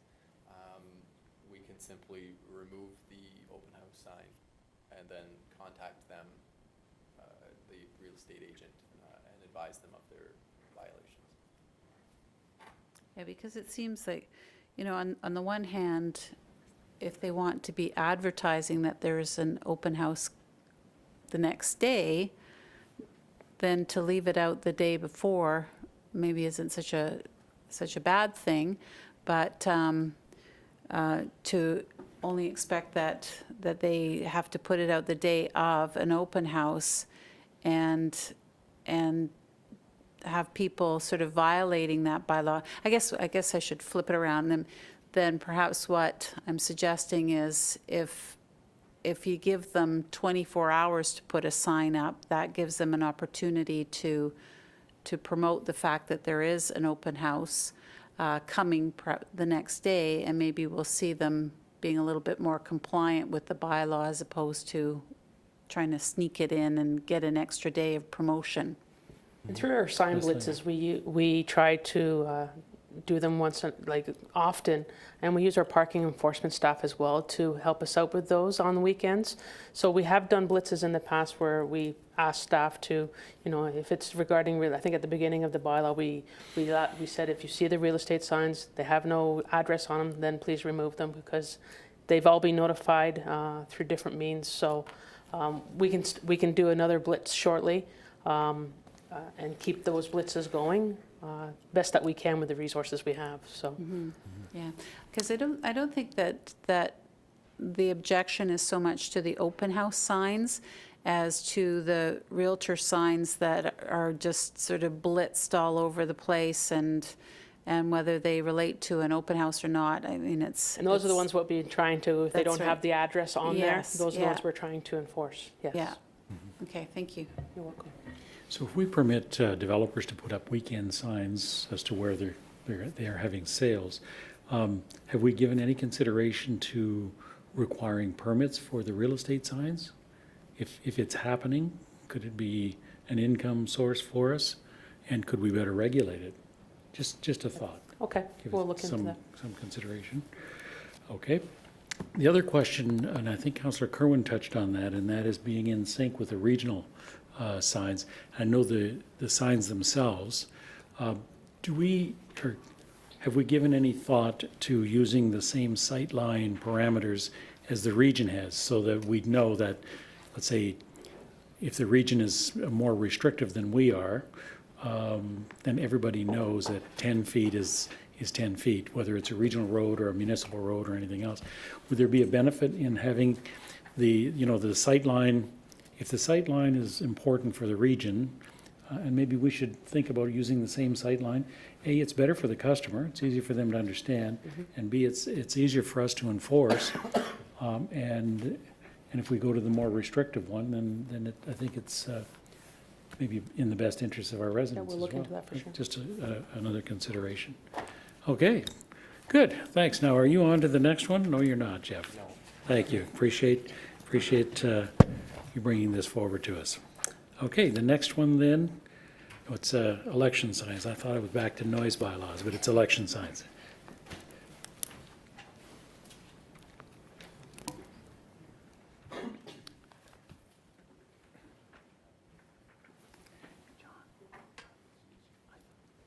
I thought you had an issue with Dave Woods.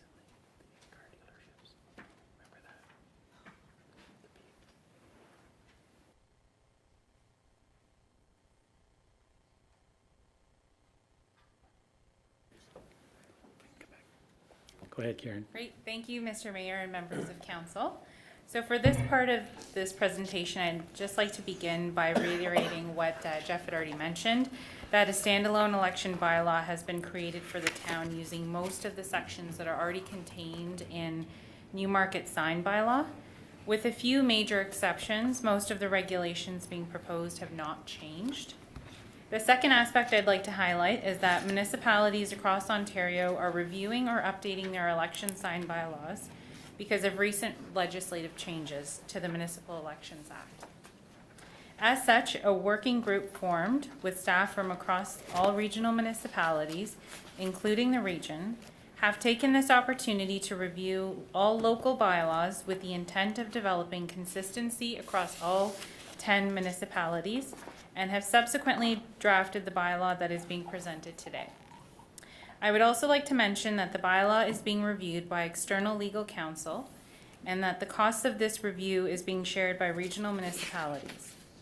Because the bylaw is undergoing legal review, there may be some regulations or sections that are subject to change. However, any amendments resulting from that review will be communicated to council as part of the report to Committee of the Whole in November. When I would like to mention, the draft bylaw that was printed for you today, the sections related to enforcement orders, powers of entry, and the presumption clause and penalty are all new to this bylaw, but because it was a standalone bylaw, I didn't think it was appropriate to re-highlight that, just for the ease of reference and to be able to read it. So with regards to the election sign bylaw, the review was prompted by two matters. One, legislative changes resulting from a recent provincial review of the Municipal Elections Act, and two, a desire to create consistency across York Region. With regards to legislative changes, the Act has now been amended to allow third-party advertisers, which means that an individual, corporation, or trade union holding bargaining rights in Ontario can advertise or campaign in the same manner as a candidate. Another legislative change that is specific to York Region is the election of regional chair that will take place in 2018. Recognizing the changes to the Act will have a region-wide impact, the Regional Working Group has developed some consistency with respect to key matters as they relate to election signs. For the purpose of tonight's workshop, I will highlight the areas being displayed before you on the screen and walk council through the major sections or regulations in the bylaw. I will also highlight what is new and what is currently in practice in Newmarket. You may be thinking, what is a third-party advertiser? You've likely already seen third-party advertisers during provincial or federal elections, where businesses or organizations support or oppose a particular party or candidate. They may send letters to residents or have paid-for commercials or advertisements during the campaign period. Third-party advertisers are not necessarily new to municipal elections, however, they will now be regulated under the Municipal Elections Act. This means that they will also be required to register themselves with the clerk and must apply for an election sign permit in the same manner as a candidate.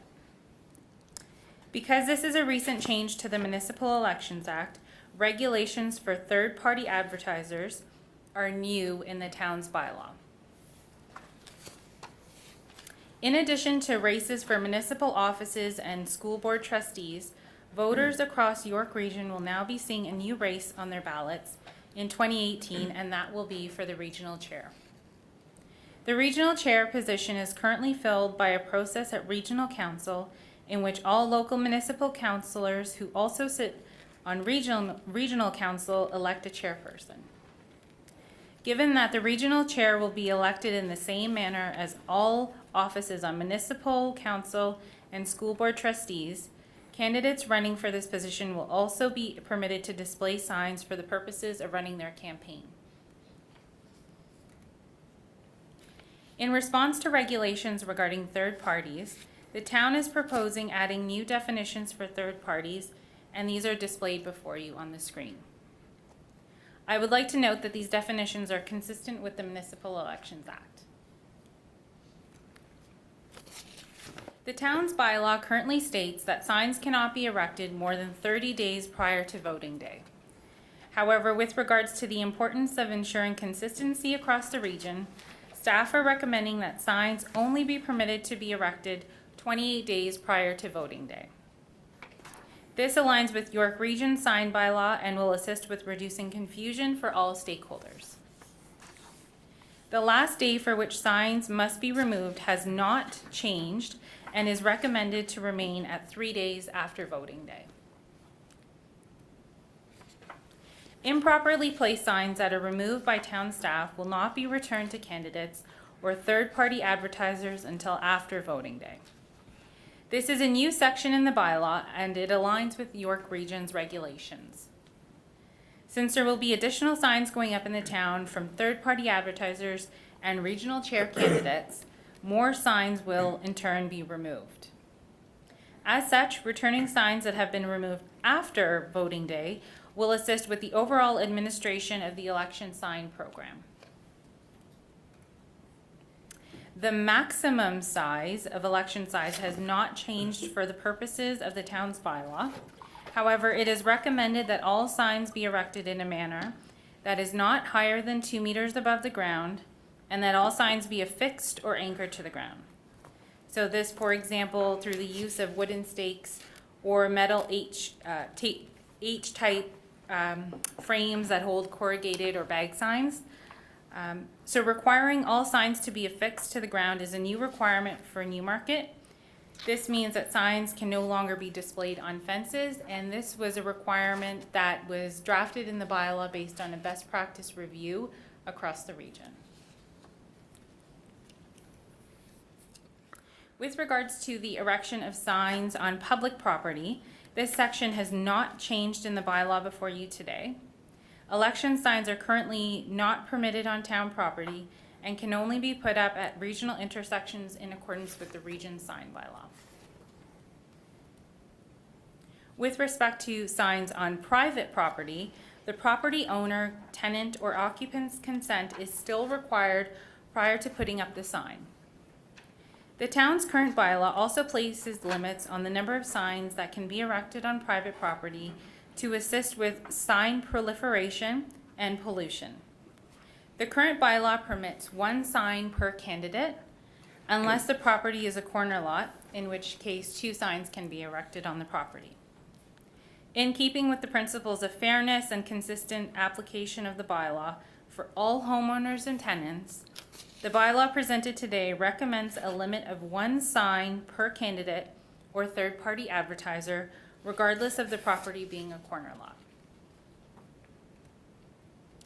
Municipalities have adopted different fee structures for their election sign programs. Some have a non-refundable application fee, while others refund the application fee. Many municipalities charge a fee for removing an improperly placed sign, while others do not. The town currently administers a $250 application fee and $25 for every improperly placed sign removed by town staff. Currently, the town's application fee is refundable, which means that if the town does not remove any of a candidate's signs during the campaign period, the candidate will receive $250 back at the end of the election period. A refundable fee structure consumes staff time and resources. The draft bylaw presented today recommends a non-refundable fee structure which allows the town to recover some costs incurred for the overall enforcement and administration of the election sign program. The draft bylaw recommends the same fee amounts, which would be a $250 application fee and a $25 removal fee for every improperly placed sign removed by town staff. With regards to what staff heard at last week's Public Information Center, there were 2 questions that we believed were important to highlight for council today. Number 1, it is a civil matter if there is a dispute between a property owner and a tenant or an occupant on whether or not a candidate sign should be erected on the property. The town will not become involved in a dispute whether a property owner and a tenant or an occupant of the matter whether a sign should go up on their property. Number two, I've highlighted the areas that align with York Region sign bylaw throughout my presentation. However, to summarize again, the bylaw presented to you today aligns with the region's bylaw with respect to 1, the size of the signs, which is a maximum area of 16 square feet. 2, the first day for which signs can be erected, which is 28 days prior to voting day. 3, the last day for which signs must be removed, which is 3 days after voting day. 4, only allowing signs to be erected at regional intersections as permitted by the region's sign bylaw. And lastly, 5, making the application fee non-refundable. The next steps with regards to this specific bylaw are displayed before you. However, I wanted to note that this bylaw was posted on the town's website following the Public Information Center last week, and staff have not received any comments or feedback to date with regards to this specific bylaw. I believe Jeff had mentioned that local sign companies were invited to attend the PIC. However, nobody from the sign industry had attended. As I previously mentioned, this bylaw is undergoing a joint regional external legal review, and all comments and amendments resulting from that review, in addition to council's feedback tonight, will be included as part of the Committee of the Whole report in November. Given that this bylaw deals with elections, and seeing as 2018 is both a provincial and municipal election year, it would be ideal for council to adopt any changes to the bylaw in 2017. This would allow staff the time to prepare information packages, candidate guides, and communicate this information to all relevant stakeholders. So thank you, Mr. Mayor, members of council. I'd like to open it up to any questions. Thank you. I do have a number of people in the queue. I'll start with Regional Councillor Taylor, Councillor Vague, Councillor Bazance, and Councillor Kerwin. Thanks very much, and I did quickly press my button first because I just warned everybody I have to leave, so I'm going to just try to get a couple points in here, and then I got to run. But the one I'd start with is just section 4.5, and it's just really to raise it to think about, but it just seems to me, and some of the stuff I'm raising I know has existed already, but we're reviewing the bylaw, so it's standing out to me now, but that we can't attach, wrap, or fix an election sign or motor vehicle if it's for primary purposes for displaying an election sign. That sounds like a very hard thing to judge or to enforce, and I'll just raise that as a thought. I mean, and if you think it's that hard or it can't be done, maybe it's not worth pursuing, because trying to demonstrate that it's primary purpose. Anyway,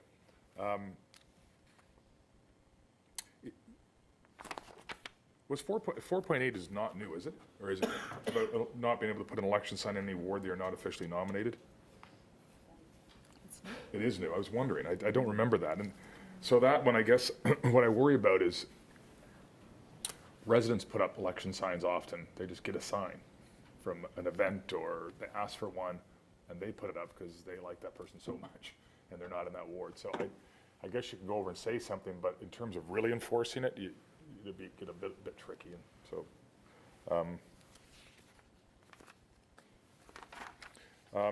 sorry, the 5.4, despite the election signs may be placed on a candidate's campaign office once the candidate has filed his or her. Now, I think this is probably going to be very unlikely to be an issue, but certainly it could be provincially. Is there any limit to the size of that sign, or is it limited by the normal rules around the size of signs on a building? Governed by the normal fascia signs. It'd be governed by the normal wall signs or fascia signs. Okay, just because candidates now will be picking up a separate document and they'll be looking quickly what I'm allowed to do, you might want to make a reference to that. Yeah, okay. And I assume now, from what I'm hearing, the one change is about the limitations. So particularly, I think provincially, federally, when they have a campaign office, sometimes if it's on a property, they'll have 40 signs out front. They're no longer allowed to do that, I assume. Okay. On that note, it's one election sign, regardless if it's a corner. So that's new. So people sometimes had two signs before, whether it was a corner or not. And I'm not sure that this is any more fair. I mean, it's fair as long as the rules are equal. Consistency, I mean, I guess the consistency is that it's equal, but the one thing I would say is on corner lots, you know, one of the reasons people put up signs is because they want to say to people going by, I support so-and-so. But if people are going by this way and people are going by that way, I just maybe think more about that corner lot one, because it's really, if you're, they won't be seen for people going the other way, or maybe their neighbors down the street, I don't know, but there is a bit of a unique circumstance, a corner lot. It doesn't really matter that much to me, but it's something to think about. The election sign shall be no higher than 6.6 feet above the ground. So if it's a 4-foot sign, which is allowable, right, 4 by 4, it can be no more than 2.6 feet off the ground. I think that's correct. Is this a safety issue, or why? Like, in the previous section, it said that golf course signs or open space signs can be 7.5 meters high. Yeah, because they're a permanent sign, the golf and open space. Right. These are the portable signs. I can look into where we got those measurements for, and I think it's probably more consistency with the other York Region and all the other municipalities. We're trying to be consistent. And I'm gonna say we probably pulled it from one of their bylaws, that allowing just only a certain. If everybody's on that consistent page, then okay, so be it. But the one thing I would say is that I think that every time you impose another rule that all these volunteers have to know and abide by, the greater chance they're gonna get it wrong, and then there's And I think that's why we're signs taken away trying and to get this one through now, just so that we can get our packages ready for when the elections Yeah, come. no. Just, and then have that broader, like the package for your campaign people that are putting out the signs Oh, and getting get that. more diagrams out for them. That I think is wise, but I guess what I'm saying is, if this isn't a sort of because all of York Region is doing it the same way issue, I would urge you to think about not creating another rule that has to be remembered and taught to all the volunteers, unless you've found an overwhelming problem with signs being too high in the past, which I haven't really stumbled on, but maybe you have. The last thing I really want to touch on, which is I'm trying to understand section 15.3, every person or owner who is guilty of an offense in this bylaw shall be subject to the following penalties. So give me an example of how those penalties would apply to somebody. This is straight out of the municipal act. This is Right. the standards that we put. Signs in general, right?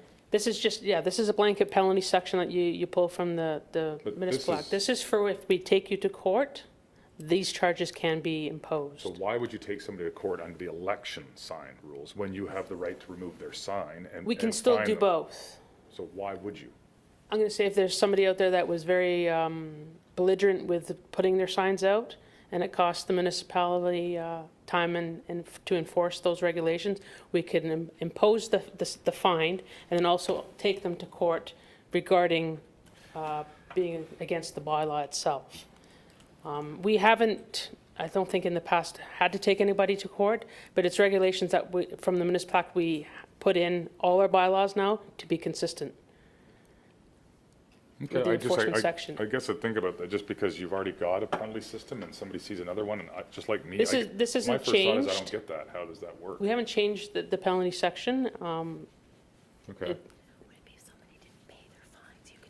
Yeah, that too, yeah. So, yeah, Lisa just pointed out, if somebody didn't pay their fines, Well, okay, that's where I was gonna go, so. right? So we could also take them to court that way as well, for sure.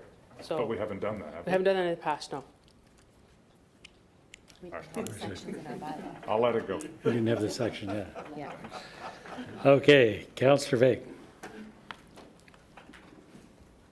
Thank you very much. Just a couple of quick questions, and perhaps it's in here, but I can't find it.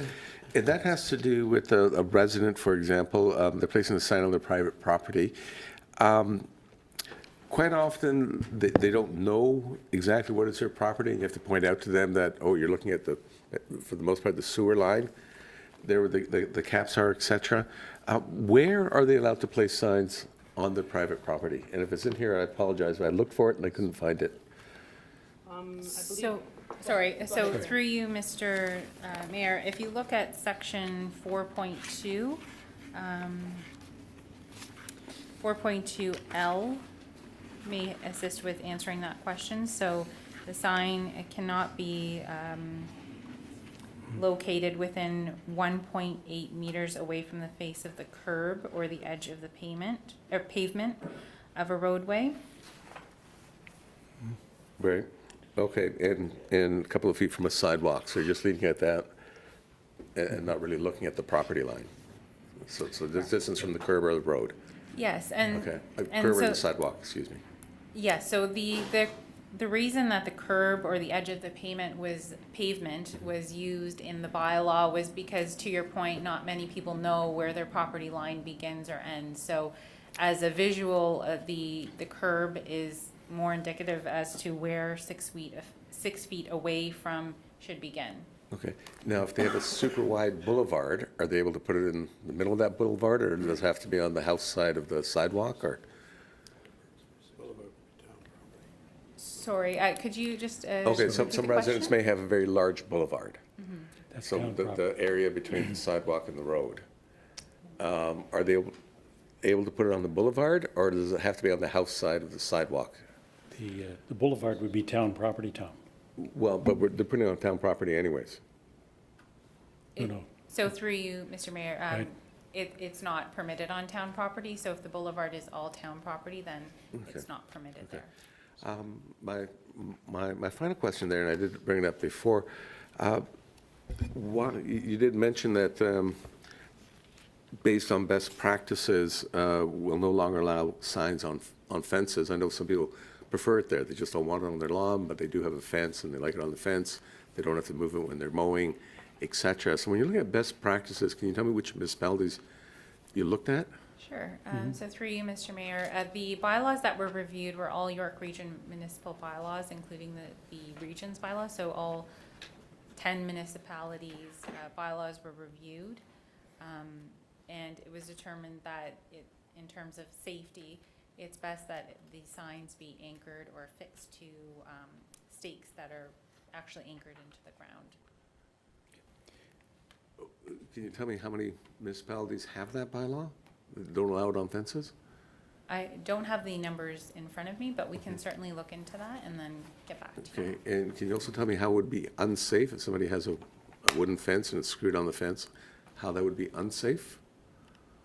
Again, we can look into the specific number of municipalities that have recommended that it be anchored to the ground versus allowing it on fences or on the ground, wherever. Okay, if you can bring that information back, thank you.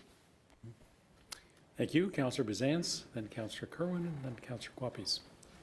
Thank you, and thank you, Karen, very much. Just a follow-up question to one of the things Councillor Vega was talking about, section 15.6, where a sign or election sign is placed. The owner named on the sign shall be presumed to have been the person who placed or displayed the sign. In several instances, as it was noted, a resident will take a sign that may have been properly placed and pull it out because they're mowing their lawn or something, and then just pop it back in somewhere else that may be in contravention of this. And, this kind of puts a little bit more onus on the owner of the sign when, that owner may not be aware that the sign has even been moved from where it was originally placed. Right, so through Go you, ahead, Mr. Karen. Mayor, so again, this goes back to the whole presumption clause, which has been sort of a theme throughout today's regulatory review. Again, in terms of being able to be able to actually issue an order effectively and to be able to, if it goes to the line of prosecution, this is the best way for the town to basically assume who is the person that put it up. So it's part of the candidate or the candidate's volunteers to go out and educate the homeowners or the tenants to make sure that they're leaving it in the properly placed position and just letting them know that they shouldn't be moving it to a different area on their lawn. So that may be part of the education piece that we could include as part of the candidate's guide to assist with candidates. Yeah, but I'm wondering if there isn't an opportunity to also perhaps educate residents to that as well, because, it might be difficult to, it's one thing to get the sign on someone's lawn, but then to say, oh, and by the way, if you're going to move it, make sure it's like 2.2 feet away from the curb and that sort of thing, that's, Certainly, through you, Mr. Mayor, the intent of having this bylaw passed in 2017 would assist with exactly that, would allow us to put communication out to the public, to residents, to ensure that they know basically what the regulations are, that they need to be, 6 feet away from the curb, and that they shouldn't be placed on a municipal boulevard, and explain what a municipal boulevard is. So. okay. And just another sort of concern or question I have with this new concept of the third-party advertiser. Is there any, and I've been looking through here, so if it's here and I've missed it, I apologize, but is there any provision for being able to monitor what might be said on that sign? Because it seems to imply that this enables a third-party advertiser, provided they pay their fee and they register and so forth, to say anything they want, either about a candidate or a policy or a party. So I would think that candidates themselves are sort of generally limited to their name and if they're affiliated with a party during a provincial or federal election, and maybe a few other words. But the intent of enabling third-party advertisers to participate in putting signs, to me, implies that it also gives them the opportunity to say, like, don't vote for that person because, they're a no good person or something like that. With a little bit more editorial comment than candidates would typically have. So is there any thought or provision for sort of ensuring that the content of those third-party advertisers' signs are not crossing the line or getting personal, or, to me, it just sounds like a very, very strange thing to have even put forward. Kieran? So through you, Mr. Mayor, in terms of what is regulated by third-party advertising, the approach that this bylaw takes, or that the town has taken, is basically to follow what the Municipal Elections Act stipulates. So if, for instance, third-party advertisers are required to put their name, I believe, or a phone number or of some sort in terms of. So actually, if you look at section 5.5, page 8 of the bylaw. So section 88.5 of the Municipal Elections Act, actually requires third-party advertisers to stipulate that their name of their registered third party, the municipality that they're registered in, and then the telephone number or email address, so some sort of contact information. Beyond this, we don't have any regulations for content, and I believe that is consistent with our other sign regulations in terms of content control. The town doesn't actually enforce the actual content beyond what is stipulated here for third-party advertisers. Does that answer some of your question? Yeah, it does. I guess, then I'm wondering if the Municipal Act would have anything, because it just seems to me that this opens up the potential for some, very, very negative and even potentially offensive things being put out there that candidates wouldn't necessarily. And I don't know if there's anything that regulates content for candidates either, but. Okay, perhaps our commissioner could speak to that. So through you, Mr. Mayor, it's a very good question, and I guess from a practical point of view, there likely isn't enough room on a sign to get into the type of comment that you have referred to that maybe is a concern to you. By the time the name and the phone number or contact information is put on, there really isn't much more room to be adding comment. But in terms of municipal authority, we do not have the authority to regulate content. We're getting into matters of freedom of expression now that are protected under the charter. So we, as a municipality, generally do not have the authority unless it's specifically provided. I'm not aware that we've been given that authority either in the Municipal Act or the Municipal Elections Act to control content. That would be something that would still might be a matter of private prosecution if there is something that is defamatory or slanderous or anything along those lines. There are offenses for that. Thank you. And I'm just wondering how different that might be with some brochures and postcards and blogs that we all need to deal with, I guess. So a lot of people judge the message by the author as well. So it's, but it does add another dynamic, does add another dimension.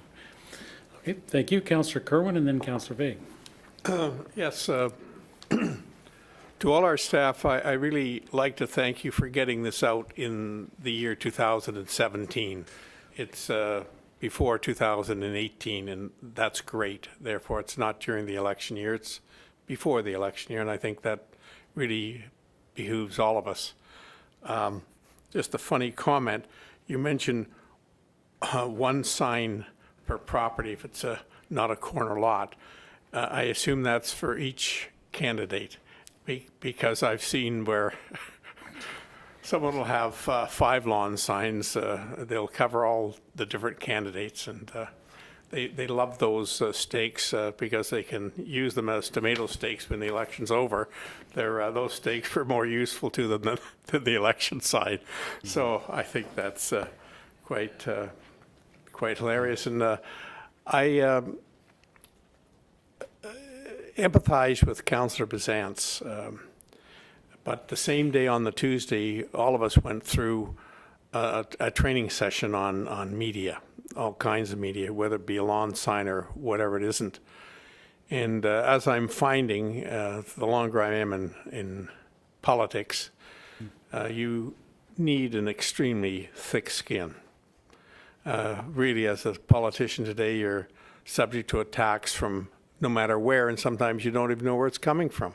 Whether it's a blog or it's anonymous or it's YouTube or Facebook or Twitter or any other new kinds of media that we come up with in the future, because that's what's going to happen. But it's a tough road that we hoe. And, you really don't have a defense against that at times. And Christina Bizant's is absolutely correct. This third party is something new. And you as a candidate, I could foster it if I wanted to. So that's the name of the game. But thanks again. And I must say that I was out here last Tuesday. I asked a lot of questions, and you've answered them all tonight. And you've changed some of the wordings in the bylaw. So it's consistent with what the region does. And there was a gap there of 3 days where the region allowed us to put our signs up earlier than the municipality. And there was confusion. But I must say that this bylaw eliminates that confusion, and it's a straightforward bylaw, and I like the fact that it's tough. You put your signs out where they're not supposed to be, and they're taken down by the town, and you don't get them back until after the election, which means you have to go out and you have to buy new signs. You can't just repurchase them or repossess them from the town. And it's very important for all candidates, incumbents and so forth, to understand the election bylaw. It's a standalone bylaw, and it's different than what we had before. And this election will be different. How you're nominated is different. What happens at the region will be different. It's a different era that we're entering into. So to all of you who had input, and I know legal had a lot of input into this, it's a real legal technical document that all of us have to be aware of when we put our name in on May 1st as a registered candidate. So to all of you, and Jeff, thank you for going over these things with me personally. I understand them. Great. Thank you. Councillor Fay. Thank you very much. It's my second time speaking, so I'll be very, very brief. Regarding signs from third parties, is there a minimum font that they're supposed to use to identify themselves? I could see somebody doing something very, very small because they, phone number, name, et cetera, because that's not the key part of their message. So through Okay. you, Mr. Mayor, again, this goes back to the content piece that we haven't really stipulated in the bylaw that it needs to be a certain size font, because it also depends on the size of the actual sign. We've spelled out the maximum area, but that doesn't mean that there can be that there won't be smaller signs. So those kind of go hand in hand. I'm really just talking about a typical sign, and we can certainly look south of us at their experience for over 20 years with allowing third parties, and they're just really a way to get around election spending anyways, quite frankly. Quite often they are controlled by candidates, but registered elsewhere. So there's nothing about a typical sign. Somebody could do like a tiny little 10-point font to identify who they actually are, so nobody can actually find it. You may want to, if that's the case, you may want to consider that something saying that, it has to be it has to be legible, or a portion of your sign, given up to that identifier. So Maybe Mr. yeah, Sheldon I'm can, just passing these on. Mr. Sheldon can respond to that, perhaps? And- Oh, not on that, okay. Okay. Then the So anyway, clerk. so it's just some sort of minimum font size, or somehow easily to identify who these third parties are, as opposed to something really tiny where you have to get out of your car and go up there with the magnifying glass. Madam Clerk. So through you, Mr. Mayor, I don't believe we have any authority to stipulate the size. It just says that their name and contact information have to be contained. But what we are doing as a regional group is coming up with a permit type of sticker for all registered third parties. So once they're registered, that permit will have to be affixed to their signage. That way, people will know that they are a registered third party, because we will have to look for some of the ones that are crossing over the region boundaries, if they're a registered third party, say for the regional chair position. So we were trying to look at a way, how do we monitor these registered third parties and make sure that they are registered with the town, and we are coming up with a consistent permit sticker that will be applied to those. So I don't know if that helps a little bit, that if they have that sticker on there. They also have to put their name and contact information, but at least there's a way someone can reach back to a municipality and get that information if they don't see it as they're driving past.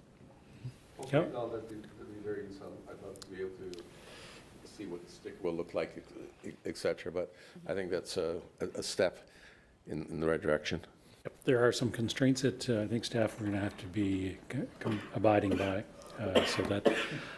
Okay, so in the absence of any further questions, Mr. Shelton. Yes, thank you, Mr. Mayor. Just wanted to point out the discussion about the road allowance and where a sign can go. I think that's something staff will check on to be sure that item 42L is accurate. That still, by my reading, would still keep you well within the road allowance where you do have the gas and underground utilities and so on. So that'll be checked out. But then finally, I did want to thank staff and council and commend them for this process. You can see that many of these bylaws are quite dated. It's a very challenging process and lots of detail to bring them right up to date. So great work by everybody. Yeah, Thank you. especially so. There are a couple of really significant advances, I think, and that is the accountability pieces that we have, because there were so many times that we were running up against dead ends that we weren't able to create some enforcement. And while there may seem to be some inequities, the municipality's responsibility is to act in the best interest of the community. Sometimes it may be the exception where you have one or two items that cause us to have these kinds of rules so that we can enforce the issues that create a significant problem for our community. So I think you've done a great job on that as well. The other item is that maybe part of the packages, and I know there were a lot of candidates that when they distributed signs, they had a letter that said, thank you for posting my sign, and if there's any damage, here's the number you can reach me at. And a lot of them sent their sign people out with little strings that said, put this at the edge of the curb and make sure that that it's not inside the string thing. So there's ways that maybe we can help it, make it easier for candidates or to make sure that their residents or where they place their signs are aware of some of those restrictions. So it's a shared responsibility, but very significant progress on some of the things that we just have not been able to really get the kind of responsiveness that we would like to have on issues that are issues with the community. Councillor Kerwin, final comments or? Just in sum, you know, the same people who, from staff, who were out tonight, were out here last Tuesday night from 6 to 8. They're back here again tonight from 7 to 9:30. It's just incredible the amount of work you put in, and you've come up with some really significant changes, all for the best for the town and for the residents. So thank you so much again. Thank you. Thank you. Karen, thank you. Thank you. Lisa, your team's done a great job. Leslie, all of you have done a great job, and we appreciate that. So, since we can't adjourn, because it's not a council meeting, this is a workshop, so I'll have a motion to stop working. We're adjourned. Thank you.